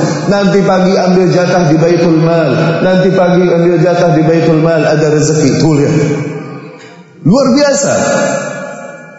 Ya, namun setelah ini semua Umar bin Khattab banyak memberikan, dan dia perintahkan para wali-walinya untuk banyak memberikan kepada rakyat-rakyatnya. Yani buat apa Baitul Mal disimpan banyak-banyak? Udah bagiin kepada rakyat. Ini ijtihad dan gayanya Utsman. Memang berangkat dari individunya yang sangat dermawan. Bukan berarti yang lain pelit, bukan. Yang lain begitu kecil dalam melihat pembagian harta, seperti Umar bin Khattab radhiyallahu anhu misalnya. Bahkan dia mungkin tidak mau memberikan kepada anaknya Abdullah sesuatu yang dia dapat dari dagang. Seperti onta yang sangat bagus, luar biasa. Punya siapa nih, kata Umar? Punya Abdullah. Abdullah siapa? Ibna. Anakku? Iya. Dipanggil Abdullah. Itu ontamu? Iya. Aku beli sekian. Lepas lagi, jual lagi. Ambil modalmu dan keuntungannya, taruh di Baitul Mal. Kenapa demikian? Orang mau jual kepadamu karena apa? Karena kau anakku, Amirul Mukminin. Bukan berarti Umar pelit. Awas, beda ya. Beda. Ini syarat sisi pandang yang berbeda saja. Berbeda dengan gayanya Utsman yang justru lebih tumpahin semuanya buat orang-orang. Kenapa? Ini termasuk rezeki Allah yang dilimpahkan di atas kita. Kenapa kita tikip untuk kita? Bagikan untuk orang-orang. Ini Utsman bin Affan radhiyallahu anhu. Tapi orang-orang Romawi, Azerbaijan, Armenia, mereka dengar bahwasanya khalifah telah terbunuh di sarangnya di Madinah, yaitu Umar bin Khattab. Dibunuh sama siapa yang bunuh Umar? Abu Lu'lu'ah Al-Majusi. Ini kuburan Abu Lu'lu'ah nih sekarang di Iran dimuliakan, ditawafin. Tulisannya Maqbarah Asy-Syuja', kuburan sang pemberani Abu Lu'lu'ah Al-Majusi. Di Iran begitu. Ini yang bunuh Umar nih, ditawafin kuburannya, dijilat-jilat, diagungkan. Nah, musuh-musuh Islam yang kesal sama Islam termasuk Romawi, yang nyungsep dihantam sama Khalid bin Walid, Abu Ubaidah bin Jarrah di Yarmuk ketika masanya Umar, kesal mendengar Umar terbunuh di kandangnya di Madinah. Oh, berarti udah ada fitnah, ada kekacauan di pusat kota Islam. Oh, berarti Islam nggak terlalu kuat. Apalagi mereka mendengar yang menggantikan Umar adalah seorang yang umurnya udah 70 tahun, Utsman bin Affan. Di mana Utsman dibandingin Umar? Akhirnya khudi'u haula, mereka ketipu, suwe. Mereka tertipu dan akhirnya berani melakukan gerakan. Mulai Romawi datang dengan istiwanah al-bahriyah, dengan armada lautnya, menyerang dari arah Mesir, masuk lewat al-Iskandariyah, Alexandria, al-Iskandariyah. Oke? Terus masuk di Syam juga ke Palestina. Utsman bin Affan mendengar hal ini, akhirnya ka'annahu qad dakhala fi ihab syabab tarikh, seolah-olah datang lagi jiwa mudanya yang membawa sejarah kelak kepada muka bumi dengan kepemimpinannya. Utsman bin Affan perintahkan untuk apa? Untuk mematikan api-api fitnah yang terjadi di tempatnya. Dimati, dikirimkan pasukan, dan dengan mudah pada zaman Utsman tidak terjadi kekalahan perang. Dihantam semua oleh kaum muslimin begitu mudah dan mati langsung. Narul fitnah, api-api fitnah nih, pemberontakan, serangan kafir dan lain-lain. Bahkan tidak hanya itu, Utsman perintahkan teruskan maju, luaskan penaklukan Islam. Karena apa? Mereka mulai berani bergerak menyerang karena kita berhenti ekspansi. Itu udah hukum alam, itu hukum alam. Oke? Sebuah kekuatan nongol, kekuatan lain. Kalau dia nggak caplok, dicaplok. Udah begitu, dari zaman dulu begitu. Iya gak? Bukan cuma Islam, malah kita bagus tawarin Islam dulu. Tawarin Islam, bebaskan dakwah Islam tempatmu, bayar jizyah. Oh nggak mau juga, oh perangi Islam, nggak mau bayar jizyah, baru perang, begitu kan? Dan untuk agama, bukan untuk minyak. Ketika kita berhenti melakukan ekspansi, pada saat itu mulai turun merosot umat Islam. Mulailah kaum-kaum lain bersatu untuk gerogotin umat Islam. Dan begitu mudah dibodohinya umat Islam, yaitu dengan apa? Dipecah belahnya negeri mereka. Dengan apa? Dengan doktrin nasionalisme. Dengan doktrin nasionalisme. Itu doktrin kolonialis para penjajah. Yani para penjajah datang ke negerimu, membantai kakekmu, memperbudaknya, suruh kerja rodi, kemudian ngambil kertas, mereka bikin garis-garis. Oke, batas Indonesia sampai sini, batas Malaysia sampai sini. Ini kan kafir penjajah yang bikin. Setelah itu kau hibahkan dirimu demi membela garis-garis itu, yakni demi membela rasa nasionalisme. Ini dibuat oleh penjajah kafir yang menindasmu. Kenapa kau hibahkan dirimu kepada Islam yang tidak mengenal garis, tidak mengenal suku bangsa?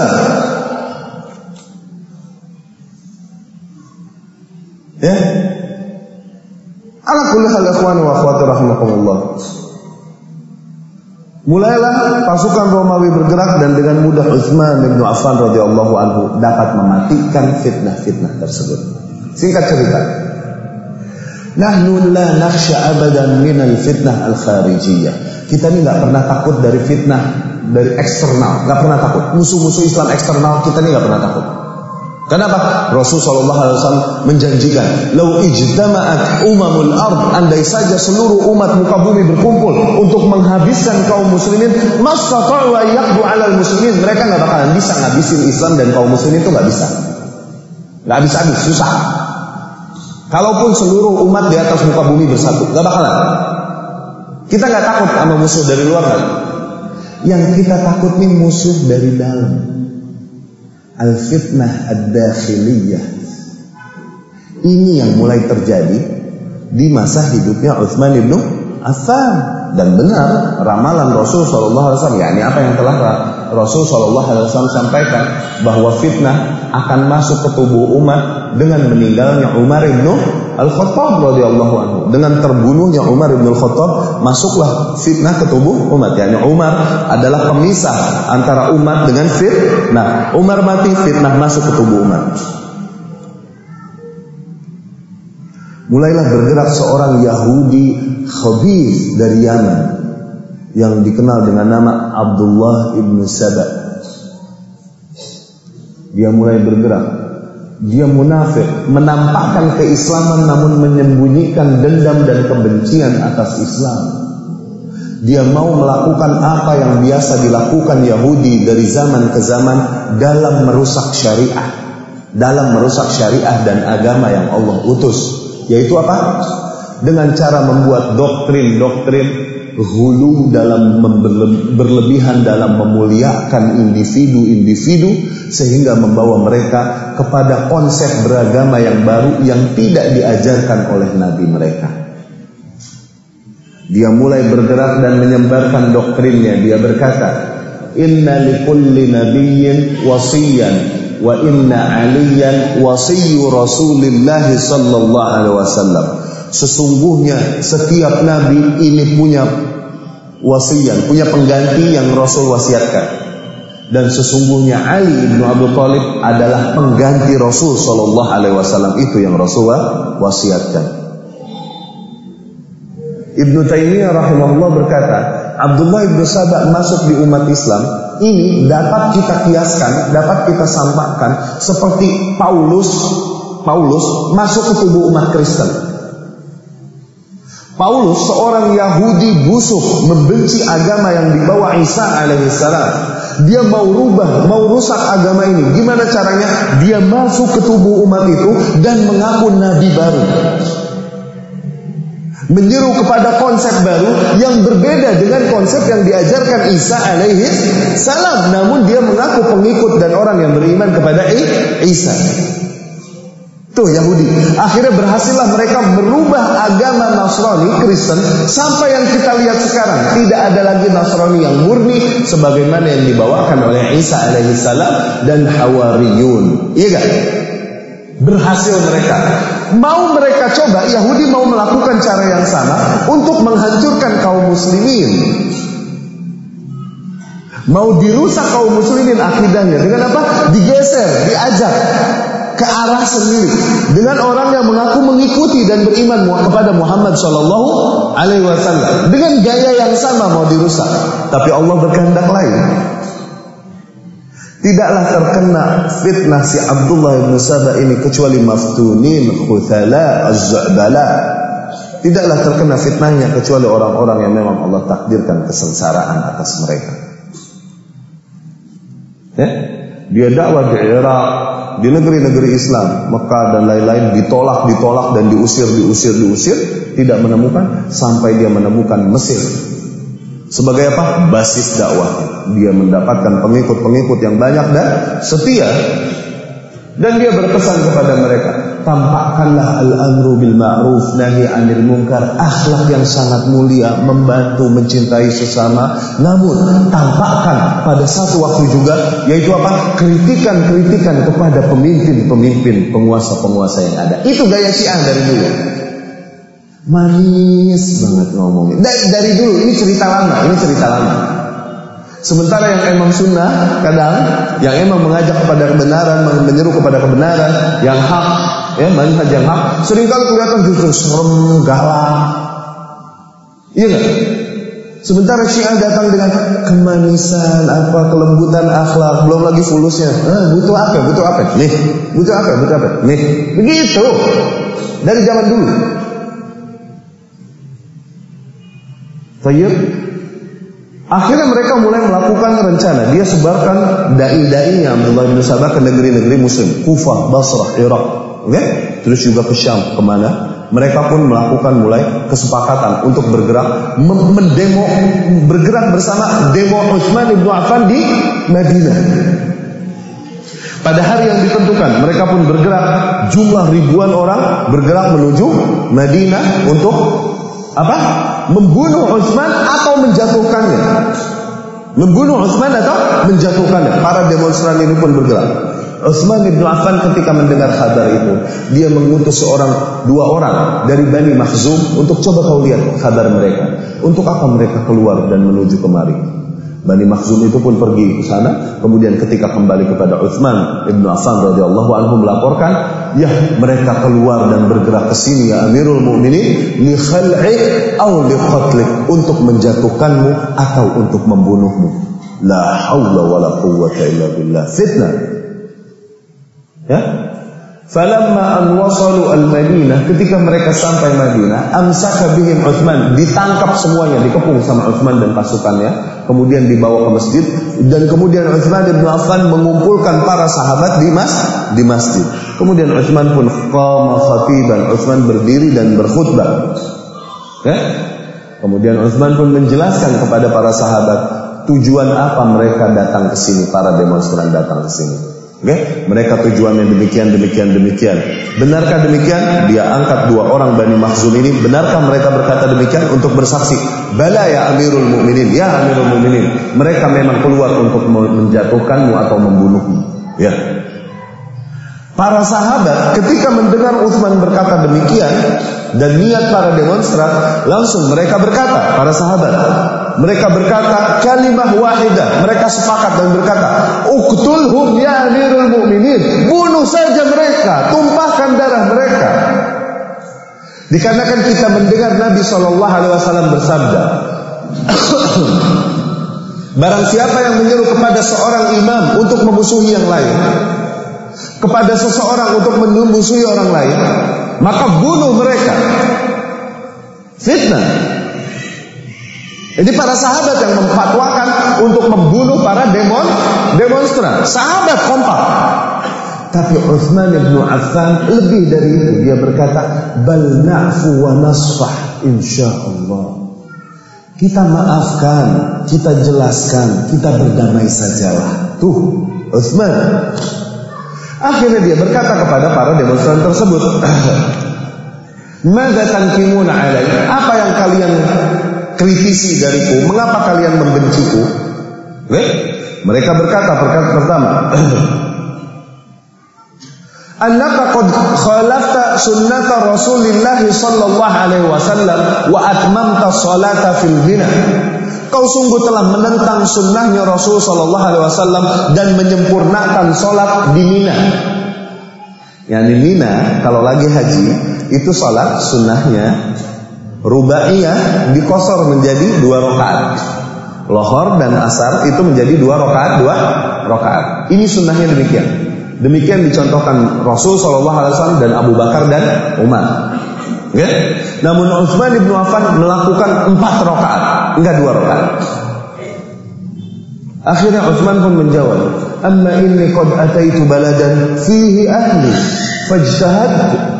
Aku mendatangi sebuah negeri yang di situ ada saudaraku juga, ada keluargaku juga, maka aku bukan safar. Aku berijtihad bahwa aku bukan dalam kondisi safar, di situ ada keluargaku kok. Akhirnya aku sempurnakan sholat. Sebagaimana Ummul Mukminin Aisyah radhiyallahu anha. Yang kami dengar dari beliau radhiyallahu anha adalah dimanapun di negeri kaum muslimin, Ummul Mukminin Aisyah radhiyallahu anha tidak pernah qasar atau jamak sholat, nggak pernah. Kenapa? Di negeri ini ada kaum muslimin dan aku adalah ibu mereka, maka ini tempatku, aku tak boleh qasar. Ajib, boleh. Radhiyallahu anhum ajma'in. Ijtihad. Di Mina masih ada keluargaku. Ini satu sisi. Dan di sisi lain, mengapa Utsman bin Affan menyempurnakan sholat 4 rakaat di riwayat Imam Baihaqi dan lain-lain rahimahumullah, Tabrani juga meriwayatkan rahimahullah, dikarenakan ada sebagian bangsa Arab yang baru masuk Islam, kemudian haji sama Utsman, sholat lohor sama asar 2 rakaat. Akhirnya sepanjang tahun mereka sholat zuhur dan asar 2 rakaat. Kenapa? Mereka kirain yang namanya zuhur itu 2 rakaat. Kenapa? Waktu itu sholat sama Utsman di Mina 2 rakaat. Tuh. Akhirnya jadi fitnah. Untuk apa? Untuk beberapa kaum yang baru masuk Islam. Media tidak semudah sekarang pada masa itu. Utsman menjelaskan radhiyallahu anhu di dalam khutbahnya sebelum mengimami sholat.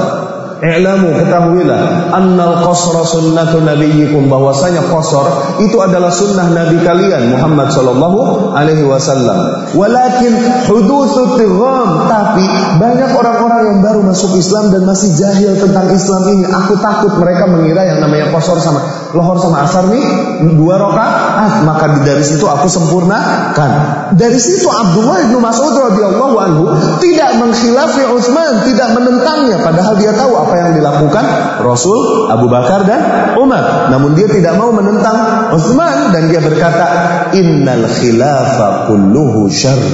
Sesungguhnya yang namanya khilaf itu jelek semuanya. Yang namanya khilaf itu jelek semuanya. Nih yang benar kalau mau sahih dari Abdullah bin Mas'ud, si khilaf semuanya jelek. Jadi ikhtilafu ummati rahmah itu ngaco, nggak ada. Ikhtilafnya umatku adalah bentuk rahmat Allah. Ini palsu dan dusta atas nama Rasul sallallahu alaihi wasallam. Yang ada dari Abdullah bin Mas'ud justru sebaliknya, yang namanya khilaf semuanya buruk. Maka dari situ Abdullah bin Mas'ud nggak mau menentang Utsman. Kenapa? Karena satu, ini permasalahan ya boleh kita katakan ijtihadiyah. Namun Utsman bagaimanapun punya kuasa dan hak untuk ditaati. Tidak seperti aku, kalaupun mungkin dari sisi ilmu aku punya lebih, katakan, tapi tetap yang punya hak untuk ditaati adalah pemimpin. Maka pada saat itu aku taati dan tidak menentangnya. Ambil dari sini. Salat Id. Oke, mungkin sebagian ormas atau kelompok begitu yakin dengan pendapatnya bahwa sholat Id adalah hari Kamis bukan hari Jumat. Misalnya kan ada aja di sini mah Kamis, Jumat, ntar yang Rebo ada. Iya nggak? Tarekat ini, tarekat itu yang kagak dikasih aja lagi. Iya kan?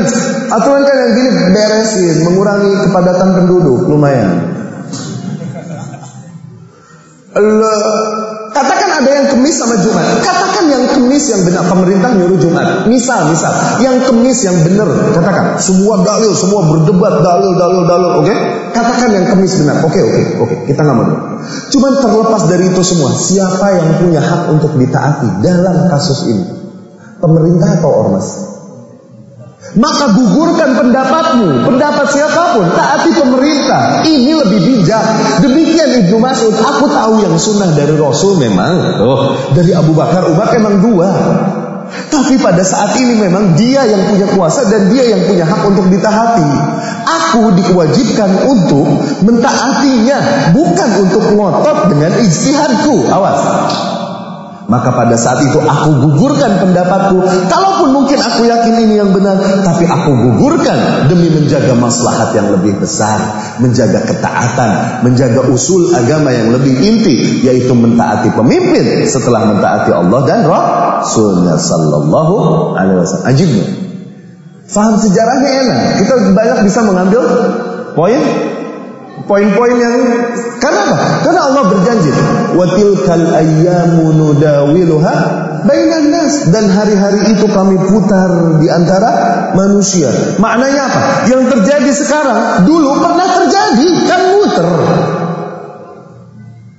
Gimana caranya mau tahu yang benar, mau tahu jalan yang selamat sekarang? Lihat yang dulu, kenali yang dulu. Baca sirah, jangan baca komik. Supaya kita tahu jalan yang selamat yang sekarang. Begitu ajib kan?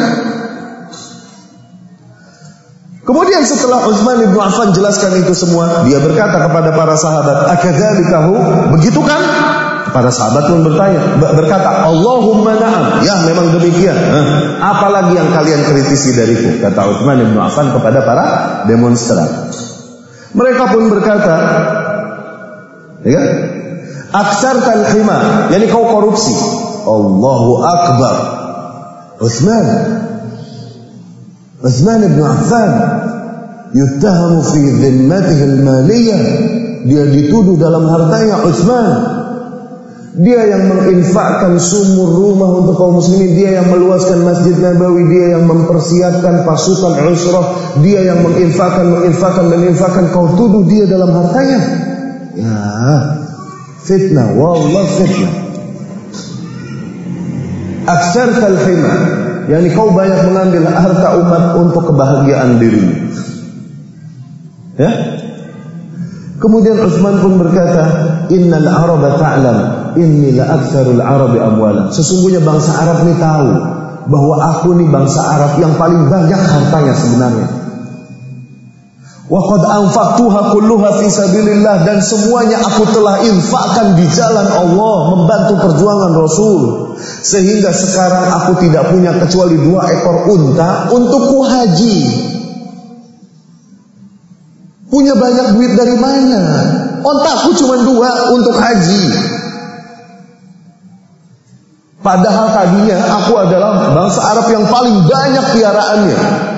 Sekarang tinggal 2 untuk aku haji. Semuanya udah aku infakkan di jalan Allah. Akadzalikahu? Begitu kan? Utsman tanya kepada para sahabat. Allahumma na'am. Ya, demikian. Apalagi yang kalian dendamkan atas aku? Apalagi yang kalian kritikkan atas aku? Mereka berkata, kanal Qur'anu kutuban faj'altahu kitaban. Ya kadzabin, ya dajjalin. Quran tadinya banyak kitabnya, kemudian kau jadikan satu kitab ya Utsman. Ya, sama kayak yang sekarang bilang, itu Quran berarti bid'ah dong. Nah, itu sama. Dia juga. Huwa. Quran tadinya banyak, kemudian kau jadikan satu cetakan ya Utsman. Ini yang didendamkan kepada Utsman ibn Affan radhiyallahu anhu. Utsman berkata, wallahi innal Qur'ana wahid, nazala min 'indi wahid, wa kana mufarraqan, wa jama'tuha fi mushafil imamil wahid. Quran ini satu, turun dari yang Maha Esa yang satu, tapi terpecah-pecah di mana-mana. Kemudian aku kumpulkan di dalam satu cetakan supaya sama kaum muslimin semuanya. Akadzalikahu, isn't it like that? Begitu kan? Kepada para sahabat ya dia tanya. Para sahabat berkata, ya Allahumma na'am. Ya.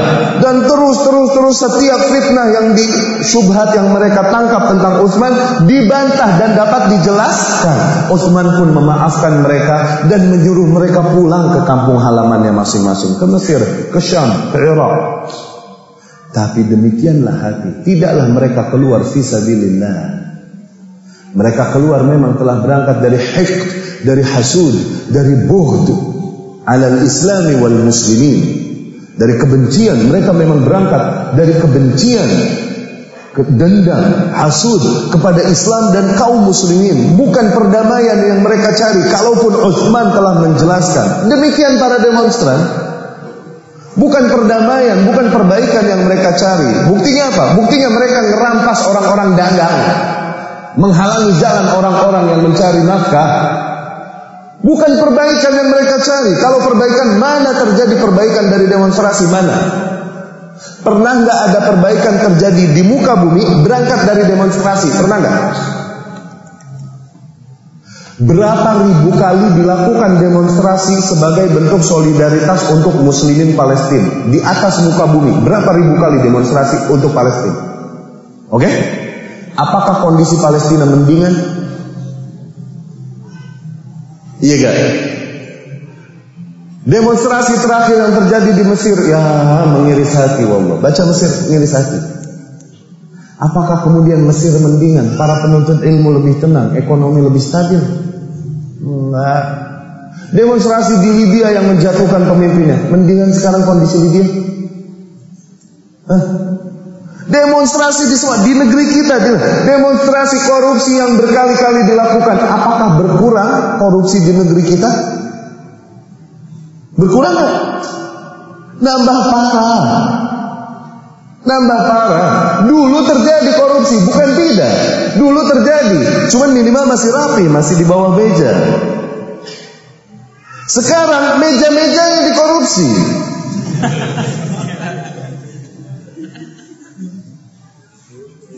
Iya gak? Ya, tidak pernah cara-cara yang bukan Islami membawa maslahat, tidak pernah. Jangan pernah kau mengira cara-cara mungkar, cara-cara kafir akan membawakan kepadamu maslahat barang sedikit, tidak pernah. Itu keimananmu, itu manhajmu yang tak boleh goyang.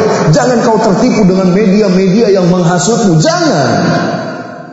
Kuatkan qala Allah, qala Rasul dan athar para sahabat pada dirimu, sehingga manhajmu terjaga dengan baik.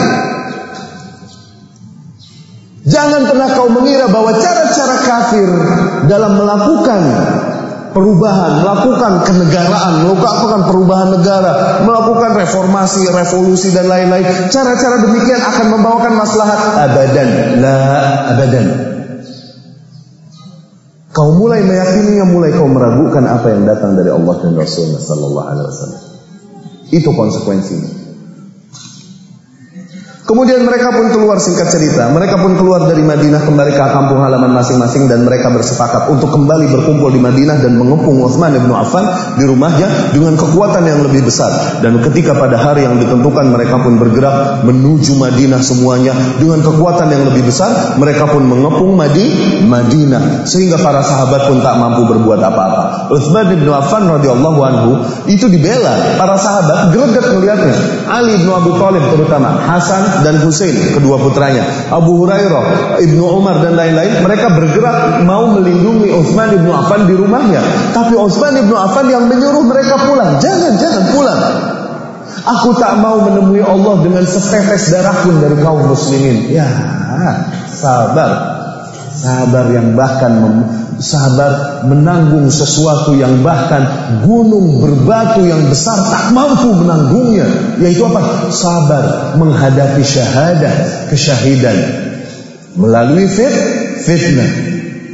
Bukankah tadi telah kita katakan bahwa Rasul sallallahu alaihi wasallam telah berkata kepada Umar, "Ya Umar, innaka satustashhadu ba'di fasbir." Ya Umar, sesungguhnya kau akan syahid sepeninggalku, maka bersabarlah. Bersabarlah. Sesungguhnya kau akan mendapatkan surga dengan ujian yang besar menimpamu. Maka bersabar Utsman bin Affan radhiyallahu anhu. Muawiyah bin Abi Sufyan dari Syam mengirim surat kepada Utsman bin Affan, "Biar aku kirim para pasukanku untuk melindungimu ya Amirul Mukminin." Utsman menjawab, "Inni akhafu an yazdahima turuqul Madinah bi jayshika ala ashabi Rasulillah sallallahu alaihi wasallam minal muhajirin wal ansar." Ya, aku takut para pasukanmu justru nanti akan membuat sempit jalan-jalan Madinah sehingga menyempitkan jalannya para sahabat Rasul dari golongan muhajirin dan ansar. Ya, Utsman dikepung. Utsman bin Affan radhiyallahu anhu. Ya. Kemudian kita lihat diriwayatkan Ibnu Majah dan Ibnu Abi Asim radhiyallahu anhu dari Aisyah dari Nabi sallallahu alaihi wasallam qala, Nabi sallallahu alaihi wasallam berkata, "Ya Utsman, wahai Utsman, la'alla Allah ayyuqammisaka qamisan." Bisa jadi Allah akan memakaikanmu sebuah pakaian. Ya. Wa idza aradakal munafiqun, dan apabila kaum munafikin mau mengambil pakaian itu darimu, jangan kau berikan sampai mereka melepaskannya darimu. Ya, maknanya apa? Yani insyaallah Allah akan berikan kepadamu tampuk kekuasaan. Nanti akan datang kaum munafikin untuk menuntut kau melepaskan kekuasaanmu. Jangan kau lepaskan sehingga mereka bunuh engkau. Dan demikianlah dalam fitnah. Anjuran Rasul sallallahu alaihi wasallam apa dalam fitnah? Kun abdallahil maqtul wala takun abdallahil qatil. Jadilah hamba Allah yang terbunuh. Jangan jadi hamba Allah yang membunuh. Wa in khifta ayyaru'aka syu'a'u saif, dan apabila kau takut dari kilatan pedang yang menyambar lehermu, falqi tarafa idzarik, maka tutuplah mukamu dengan ujung bajumu, tutuplah matamu sehingga dia membacokmu, wa yabu'u bi ithmihi wa ithmik, sehingga dia mengambil seluruh dosamu dan dosanya, yakni bersih, mati ente bersih dari dosa. Kenapa? Sudah diambil dosanya oleh orang yang membunuhmu. Demikian dalam kondisi fitnah. Jangan bergerak, diam di rumah, sabar. Demikian yang dilakukan Utsman bin Affan. Ya? Kemudian Nabi pun sallallahu alaihi wasallam berkata kepada Utsman, "Ya Utsman, innaka satubtala ba'di fala tuqatilan." Wahai Utsman, sesungguhnya kau akan diuji sepeninggalku, akan ditimpa bala musibah sepeninggalku. fala tuqatilan, maka janganlah kau berperang. Tuh, jangan kau mengangkat senjata, sabar saja diam menghadapi fitnah tersebut. Lihat pesan-pesan Rasul sallallahu alaihi wasallam. Itulah perintah-perintah Rasul sallallahu alaihi wasallam. Perintah untuk apa? Jangan memerangi mereka, untuk sabar menghadapi syahadah, syahid yang Allah, yakni peringkat syahid yang telah Allah persiapkan baginya. Juga untuk apa? Adam tanazzul 'anil khilafah, tidak melepaskan pangkat sebagai khalifah. Disuruh sabar Utsman bin Affan. Ketika hari yang ditentukan, ya, ini namanya Yaumuddar, hari rumahnya Utsman. Diriwayatkan oleh Al-Imam Ahmad rahimahullah dengan sanadnya dari Ibnu Umar radhiyallahu anhu. Qala Utsman bin Affan berkata suatu hari, "Ra'aitul laila Rasulullah sallallahu alaihi wasallam." Aku melihat semalam Rasul sallallahu alaihi wasallam, yakni dalam mimpinya. Wa Abu Bakar wa Umar, bersama Abu Bakar dan Umar. Mereka semua berkata kepadaku, "Ya Utsman, isbir, wahai Utsman, bersabarlah. Fasatuftiru indana ghadan. Besok insyaallah kau buka puasa bareng sama kita." Allah, berarti besok mati. Akhirnya pagi-pagi Utsman bin Affan asbaha shaiman, sahur pagi-pagi puasa. Dia ikat bajunya dengan kuat, sarungnya juga, agar tidak terbuka auratnya. Wa huwa hayy, dia yang sangat pemalu, dia malu untuk tampak auratnya kalaupun setelah meninggalnya. Dia tutup semua auratnya dengan keras. Dia buka jendela dan pintu rumahnya pagi-pagi. Kemudian dia membuka Quran dan membacanya. Kaum para demonstran nambah greget melihat Utsman bin Affan yang sedemikian cueknya. Akhirnya mereka bergerak masuk ke rumah Utsman bin Affan radhiyallahu anhu. Mulailah mereka memukulinya dengan pedang dan menusukinya. Al-Ghafiqi alaihi la'natullah yang pertama kali menusuknya. Bal ta'anahu ba'duhum tis'atu anat, dan di antara mereka ada yang menusuknya 9 kali tusukan dengan pedang dan berkata, ta'antuhu thalathan lillah, aku tusuk Utsman 3 tusukan untuk Allah, 6 lima wajadtu fi sadri alaihi, 6 kali untuk diriku, untuk kebencianku atasnya. Kurang ajar enggak? Dibunuh Amirul Mukminin dengan nama Allah. Lihat syubhat. Ini syubhat kan namanya kan. Betapa mereka yakin yang mereka lakukan adalah bentuk ibadah, sehingga mereka melakukan kemungkaran itu sebagai bentuk. Tahu yang membunuh Umar, yang membunuh Ali, disiksa sama para sahabat, dan ketika disiksa yang dikatakan adalah apa? Allah, Allah, Allah, dan dia membunuh Umar. Allah, Allah, Allah. Lihat syubhat yang luar biasa. Syubhat yang luar biasa mengelabui hati kita.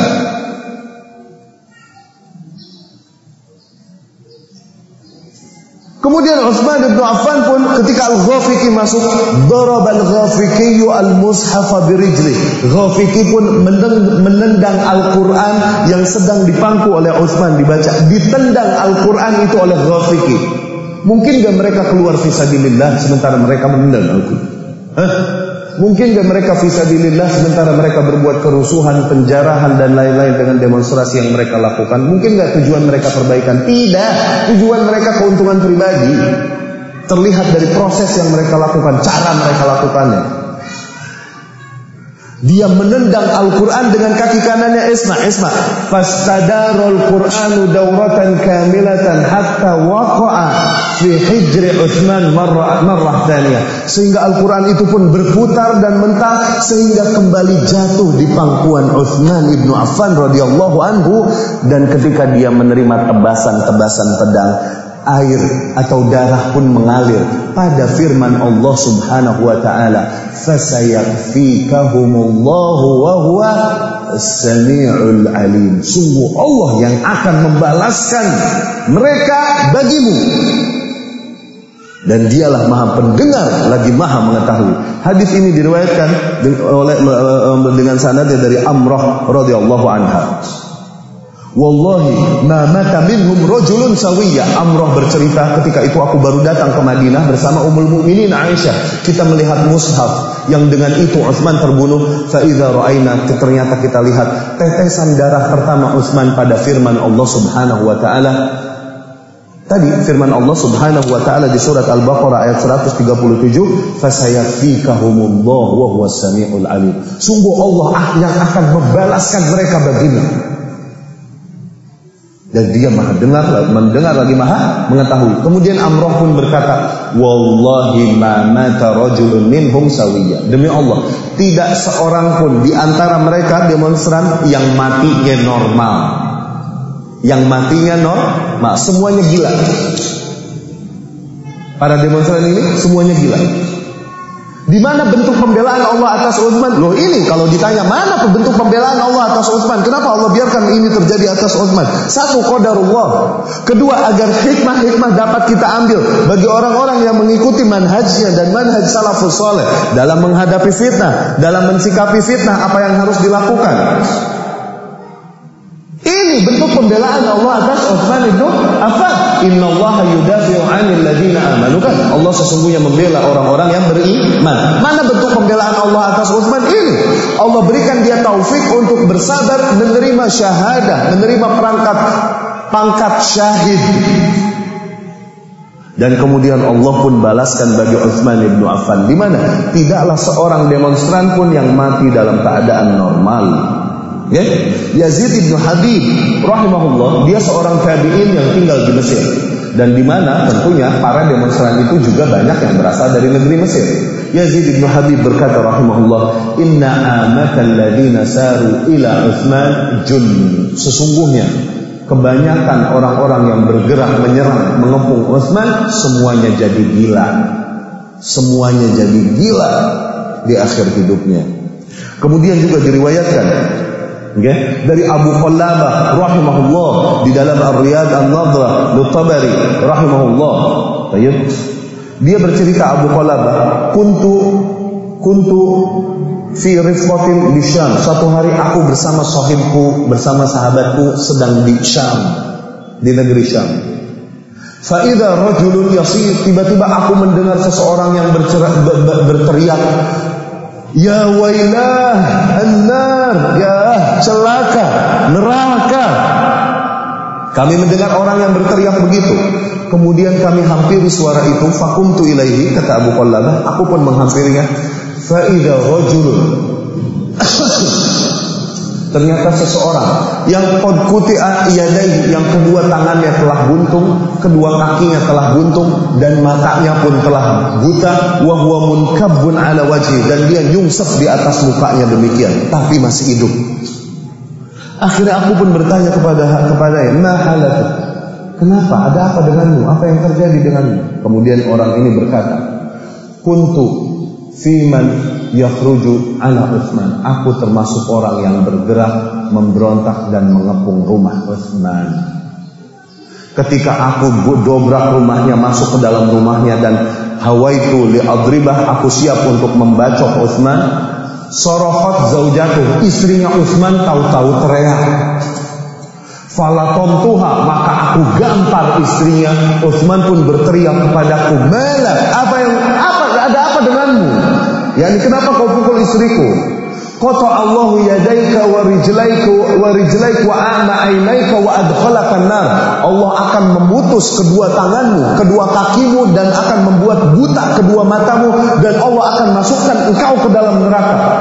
Sekarang aku telah lihat semua yang terjadi, didoakan Utsman atasku. Aku tinggal menunggu satu, yaitu neraka. Kata Abu Qallabah, bu'dan suhqan.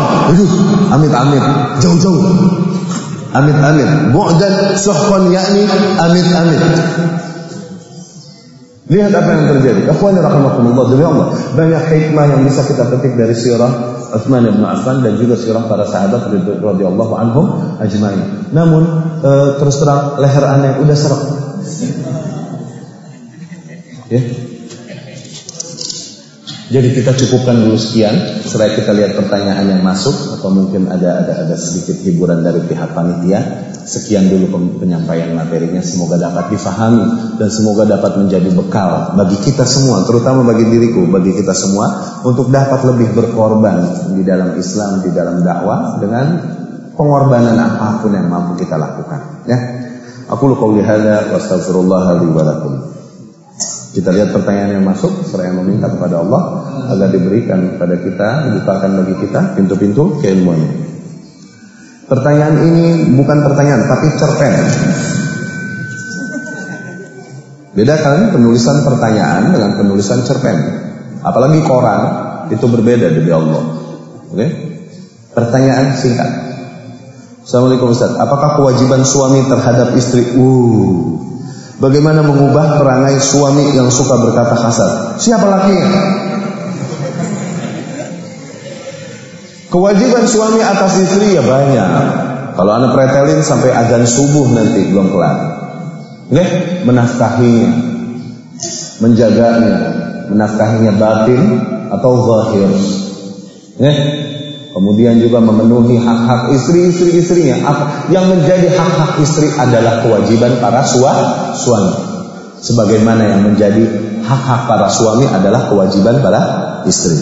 Namun bagaimana dengan suami yang selalu berkata kasar? Ukhti barakallahu fik, bersabarlah.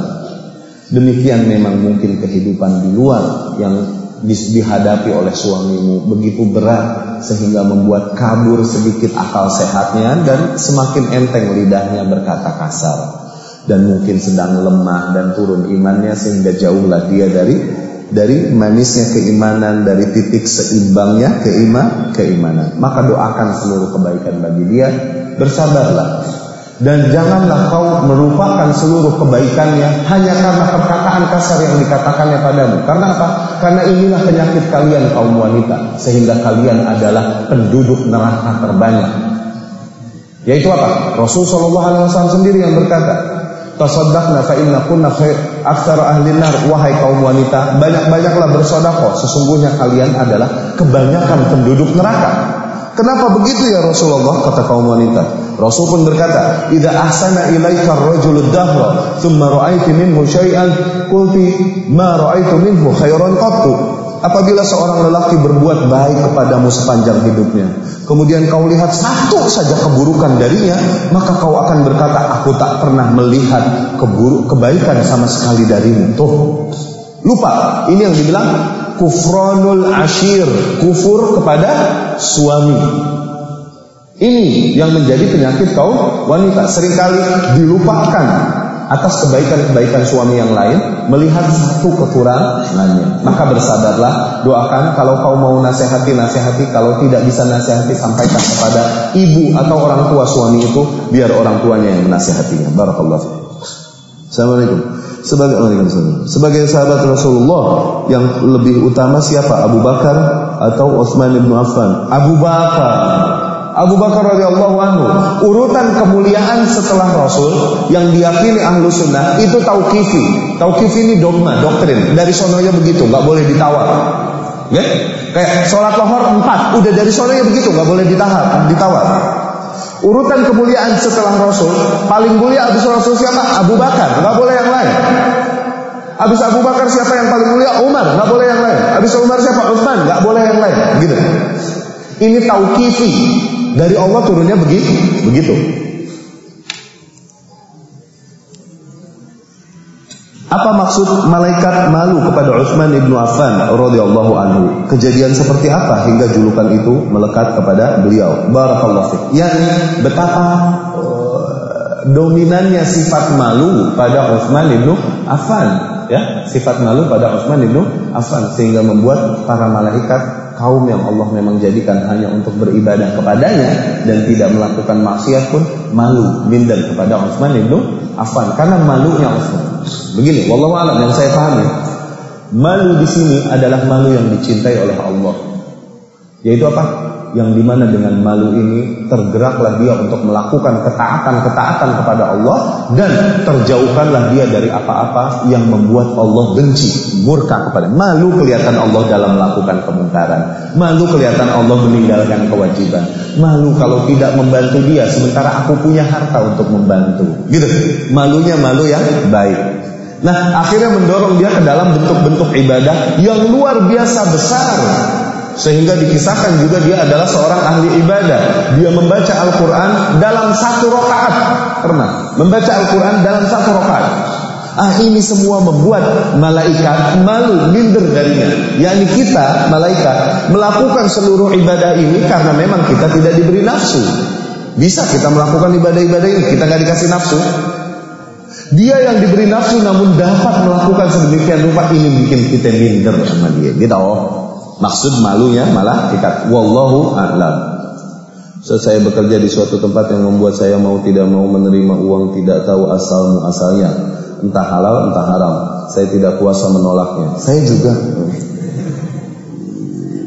Dan saya belum bisa merubah sistem. Ya iyalah, akankah Allah mengampuni dosa saya? Apa yang harus saya lakukan selain mengundurkan diri?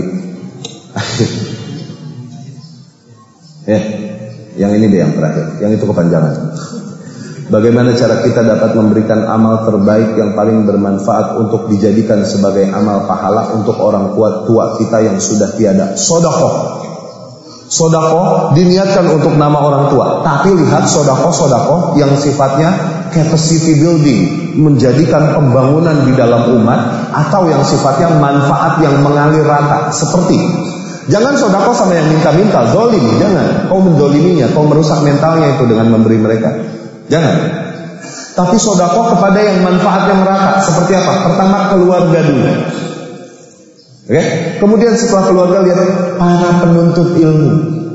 Para penuntut ilmu, di mana ilmu mereka nanti mereka dakwahkan, pahalanya mengalir kepadamu. Tanya mereka, berapa bayaran sebulannya, atau butuh berapa beras sebulan. Itu kepada para penuntut ilmu yang membutuhkannya, yang manfaatnya merata. Atau kalau mau, berikan kepada para penyeru ilmu, sebagaimana para sahabat menghidupi Rasulullah Sallallahu Alaihi Wasallam. Pernah dengar Rasul dagang nggak setelah jadi nabi? Pernah nggak? Sebelum jadi nabi, Thayyib dagang hartanya Khadijah. Setelah jadi nabi pernah dagang nggak? Dari mana hidupnya? Sahabat, yakni Rasul memberikan kepada mereka jalan kebaikan, jalan keselamatan.